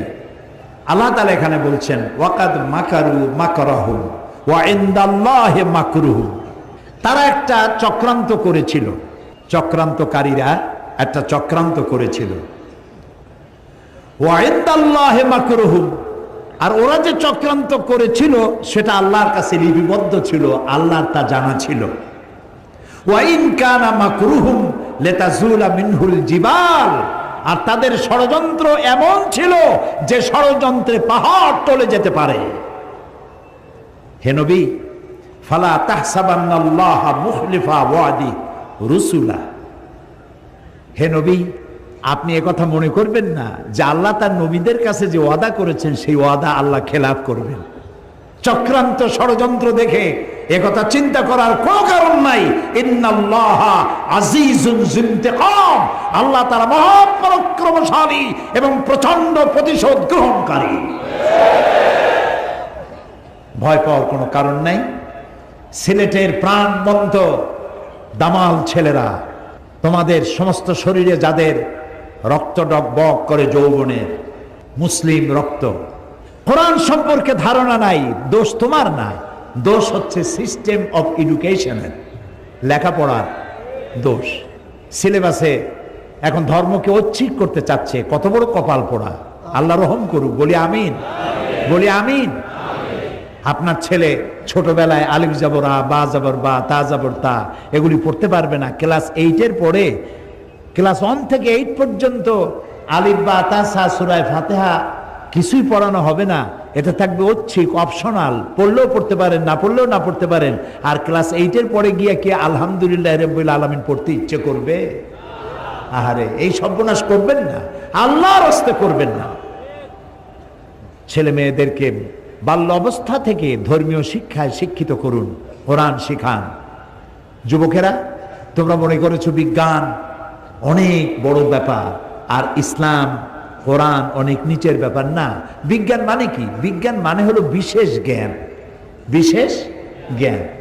যেমন এই মাইক যা দিয়ে আমি কথা বলছি, এটা তৈরি হয়েছে, লোহা আছে, দস্তা আছে, প্লাস্টিক আছে, সিলভার আছে, আরো অনেক কিছু আছে। লোহা, দস্তা, সিলভার, প্লাস্টিক, এই জিনিসগুলি মূলভাবে কে তৈরি করেছে? মাশাআল্লাহ, সবাই বুঝেছেন। তৈরি করেছে কে? আল্লাহ। বিজ্ঞান কি করেছে? বিজ্ঞান এগুলি এখান থেকে ওখান থেকে জোড়াতালি দিয়ে অ্যাসেম্বল করেছে, এটাকে মাইকে রূপান্তরিত করেছে। এটা একটা টেবিল, টেবিলটা তৈরি হয়েছে কাঠ দিয়ে, সুপার গ্লু দিয়ে জোড়া দেওয়া হয়েছে অথবা লোহা দিয়ে জোড়া দেওয়া হয়েছে। টেবিলটা বানাইছেন আপনি, বিজ্ঞানীরা টেবিল আবিষ্কার করেছে, চেয়ার আবিষ্কার করেছে, কিন্তু মূল জিনিস কাঠটা, লোহাটা কার তৈরি? আল্লাহ তৈরি। প্লেন তৈরি করে আপনি আকাশে উড়াচ্ছেন, প্লেন তৈরি করেছেন যে সব মৌলিক জিনিস দিয়ে, ওটা কার তৈরি? ক্ষেপণাস্ত্র তৈরি করেছেন, টর্পেডো তৈরি করেছেন, জাহাজ তৈরি করেছেন, গাড়ি তৈরি করেছেন, কম্পিউটার তৈরি করেছেন, যা তৈরি করেছেন মৌলিক জিনিস কার? পৃথিবীর সমস্ত বিজ্ঞান একত্রিত হয়ে কি একটা চাউল বানাতে পারবে? একটা মুরগির ডিম বানাতে পারবে? মুরগির ডিম তো ভালো, একটা গোলার ডিমও বানাতে পারবে না। আল্লাহুম্মা আমিন। রব্বানা যালামনা আনফুসানা ওয়া ইন লাম তাগফির লানা ওয়া তারহামনা লানাকুনান্না মিনাল খাসিরিন। সবাই পড়েন, রব্বানা যালামনা আনফুসানা ওয়া ইন লাম তাগফির লানা ওয়া তারহামনা লানাকুনান্না মিনাল খাসিরিন। হায় আল্লাহ তাআলা, হাজার হাজার মুসলমান নরনারী সিলেটের এই ময়দানে গোনার বোঝা মাথায় নিয়ে তোমার দরবারে হাত তুলেছে। রব্বুল আলামিন, সারা জীবন গুনাহ করেছি, হাত তুলে কথা বলতে লজ্জা করে, ভয় লাগে। আল্লাহ তাআলা, তুমি দয়া করে আমাদের জিন্দেগীর গুনাহ মাফ করে দাও। আয় আল্লাহ, আমাদের মধ্য থেকে যাদের মা বাপ দুনিয়া থেকে বিদায় হয়ে গেছে, কবরগুলিকে জান্নাতের টুকরা বানায়া দাও। রব্বুল আলামিন, আমাদের জন্মদাতা পিতা যাদের মারা গেছে, কত বছর হলো কবরের মধ্যে শুয়ে আছে, কোন অবস্থায় আছে জানি না, আর আদর করে এখন কেউ তো আর নাম ধরে ডাকে না। আয় আল্লাহ, আমাদের আব্বা যাদের দুনিয়া থেকে বিদায় হয়ে গেছে, কবরটারে বেহেশত বানাইয়া দাও। রব্বুল আলামিন, আমাদের গর্ভধারিণী জনম দুঃখিনী মা যার দুনিয়া থেকে বিদায় হয়ে গেল, একটি অক্ষর মা, সারা দুনিয়ার মধু এর সাথে তুমি জড়াই রেখেছ। আয় আল্লাহ তাআলা, 10টি মাস পেটে ধারণ করেছেন, ডেলিভারিতে কষ্ট করেছেন, পায়খানা পেশাব সাফ করেছেন, বিরক্ত হন নাই, আছাড় মারেন নাই, কষ্ট দেন নাই, নিজে না খাইয়া আমাদেরকে খাওয়াইছেন। আমরা না ঘুমালে তিনি ঘুমান নাই, আমাদেরকে গোসল না করাইয়া তিনি গোসল করেন নাই। এত কষ্ট যে মা করলো। আয় আল্লাহ, এই মা যার দুনিয়া থেকে বিদায় হয়েছে, কবরটাকে জান্নাতের টুকরা বানাও। আল্লাহ তাআলা, আমাদের মা বাপ যাদের বেঁচে আছেন, বার্ধক্যে উপনীত হয়েছেন, আল্লাহ দয়া করে তাদেরকে সুস্থতা দান করে দাও। যতদিন বেঁচে থাকেন ঈমানের সাথে বাঁচার তৌফিক দাও। বিছানায় ফালাইয়া প্যারালাইজ করে আল্লাহ তাদেরকে মৃত্যু দিও না। আল্লাহ ঈমানের মওত দাও, সুস্থতার মওত দাও। এমন মওত আমাদের বুড়া মা বাপের দিও, বাচ্চা যেমন মায়ের দুধ খেতে খেতে আস্তে করে ঘুমায় যায়, মা বাপের মৃত্যু এরকম দিও, যেন কষ্ট না হয়। বাবু, আমাদের মা বাপরে আল্লাহ তুমি কষ্ট দিও না। রব্বির হামহুমা কামা রব্বায়ানি সগীরা, রব্বির হামহুমা কামা রব্বায়ানি সগীরা। সবাই পড়েন, রব্বির হামহুমা কামা রব্বায়ানি সগীরা। আয় আল্লাহ তাআলা, আমাদের দাদা দাদি, নানা নানি, আত্মীয় স্বজন, পীর বুজুর্গ, ওস্তাদ যার যা মারা গেছে, প্রত্যেকের রুহের পরে সব পৌঁছায় দাও। রব্বুল আলামিন, সারা পৃথিবীতে আজ মুসলমানেরা সব চাইতে নির্যাতিত, আল্লাহ তাআলা ফিলিস্তিনের জন্য বড় দুঃখ লাগে। ওরা আমাদের আত্মীয় না, স্বজন না, আমার ভাষায় তারা কথা বলে না, আমার গায়ের রঙের সঙ্গে তার গায়ের রঙের কোনো মিলও নাই। আল্লাহ তাআলা ওদের জন্য মায়া লাগে এই জন্য যে ওর সাথে আমার কলেমার আত্মীয়তা। আল্লাহ, কি গোলাপের পাপড়ির মতো ছোট ছোট বাচ্চা বন্দুকের গুলি দিয়ে উড়াই দিতেছে। বাপ শেষবারের মতো মরা বাচ্চার কপালে চুমা দিয়ে বিদায় দিয়ে দিতেছে।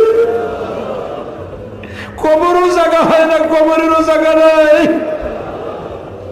ইহুদিরা মুসলমান শেষ করে দিল। বাবু, তুমি দয়া করে ফিলিস্তিনিদেরকে সাহায্য করো, ইহুদিদেরকে লানত দাও, গজব দাও, তাদেরকে ধ্বংস করো, তাদেরকে হালাক করো, তাদের সাথী সঙ্গী সাহায্যকারীদেরকে নিরস্ত্র করে দাও, তাদের বুদ্ধি মোটা করে দাও।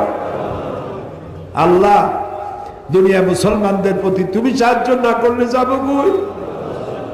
আল্লাহ তাআলা আমাদের এই প্রিয় জমিন 3 লক্ষ মসজিদে আজান হয়, প্রতিদিন 5 বার তোমার শ্রেষ্ঠত্বের ঘোষণা হয়, প্রতিদিন 5 বার 3 লক্ষ মসজিদ দিয়ে তোমার নবীর, বিশ্ব নবীর নবুয়তের ঘোষণা করো। তুমি কি এই দেশটা ধ্বংস করে দিতে পারো? তুমি কি এই দেশটা পরাধীন দাবেদার দেশ বানাইতে পারো? আল্লাহ তাআলা এই সিলেটকে তোমার দরবারে সারা বাংলাদেশের মধ্যে আদর্শ জেলায় পরিণত করে দাও। আল্লাহ তাআলা, কি দিয়ে শুকর আদায় করবো তোমার? 2 বছরের বিশাল বিশাল কোরআনের তাফসীরের মাহফিলের বদ্ধ দরজা সিলেট থেকে তুমি খুলে দিয়েছো বাবু। এই সিলেটবাসীর উপরে তোমার অযুত ধারায় রহমত বর্ষণ করো বাবু। এই ময়দান থেকে যে তাফসীরের দরজা খুললো, আল্লাহ এই কোরআনের দরজা প্রত্যেক জেলায় খুলে দাও, প্রত্যেক উপজেলায় খুলে দাও, প্রত্যেক ঘরে ঘরে খুলে দাও। কোরআন বোঝার প্রতি মানুষের আগ্রহ জন্মায় দাও। আল্লাহ, আমাদের নতুন প্রজন্ম, ইয়াং জেনারেশন, তাদের জন্য দোয়া করি, আমার এই যুবক ছেলেগুলিকে আল্লাহ রসুলের কোলে ফিরায় দাও, এদেরকে সাহাবীদের কোলে ফিরায় দাও, এদেরকে মুসলিম অস্তিত্ব, মুসলিম ঐতিহ্য বোঝার তৌফিক দান করে দাও। আল্লাহ তাআলা মা বোনদের এমন জীবন যাপনের তৌফিক দাও যাতে করে কিয়ামতে হযরত আয়েশা খাদিজার সঙ্গে হাসর নসিব হয়ে যায়। যার সন্তান নাই, নিঃসন্তানীকে সন্তান দাও, যার অসুখ বিসুখ আছে আল্লাহ তুমি মাফ করে দাও। আল্লাহ তাআলা, এই মঞ্চে আমরা যারা আছি, সামনে যারা আছেন, যার যে কষ্ট আছে, দুঃখ আছে, দূর করে দাও। আমাদের স্ত্রী, পুত্র, পরিজন, ভাই বোন, নাতি, পুত্রবধূ যা তুমি দান করেছো সবগুলিকে দিনদার, ইমানদার, নামাজি, পরেজগার বানাই দাও। কয়েক সেকেন্ড আমি আপনাদের জন্য ছেড়ে দিলাম, মাথা নিচু করে, চক্ষু বন্ধ করে, যা চাওয়ার আছে বিনীতভাবে চোখের পানি ফেলে আল্লাহর কাছে চাইতে থাকুন। এত বড় মুনাজাত আল্লাহ ফেরত দিতে পারেন না, কারণ তিনি রহমান, তিনি রহিম, তিনি গফুর, তিনি গফফার, তিনি সত্তারুল উয়ুব।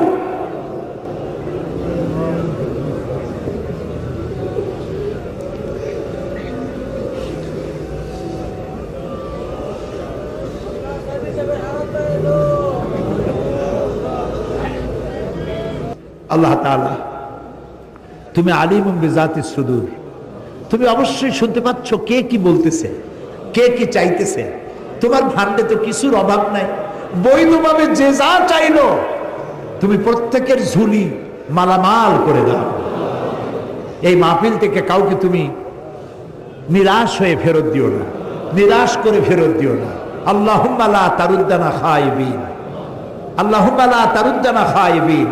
আল্লাহ তাআলা একেবারে কিছু না দিয়ে আমাদেরকে খালি হাতে তুমি ফেরত দিও না বাবু, একেবারে কিছু না দিয়া খালি হাতে আমাদেরকে ফেরত দিও না বাবু। আল্লাহুম্মা রাহমাতাকা আরজু, আল্লাহুম্মা রাহমাতাকা আরজু, আল্লাহুম্মা রাহমাতাকা আরজু, ফালা তাকিলনি ইলা নাফসি তারফাতা আইন। আল্লাহুম্মা আনসুরনা ফাইন্নাকা খায়রুন নাসিরিন, ওয়ারহামনা ওয়াহফাজনা ওয়ারযুকনা ফাইন্নাকা খায়রুর রাযিকিন।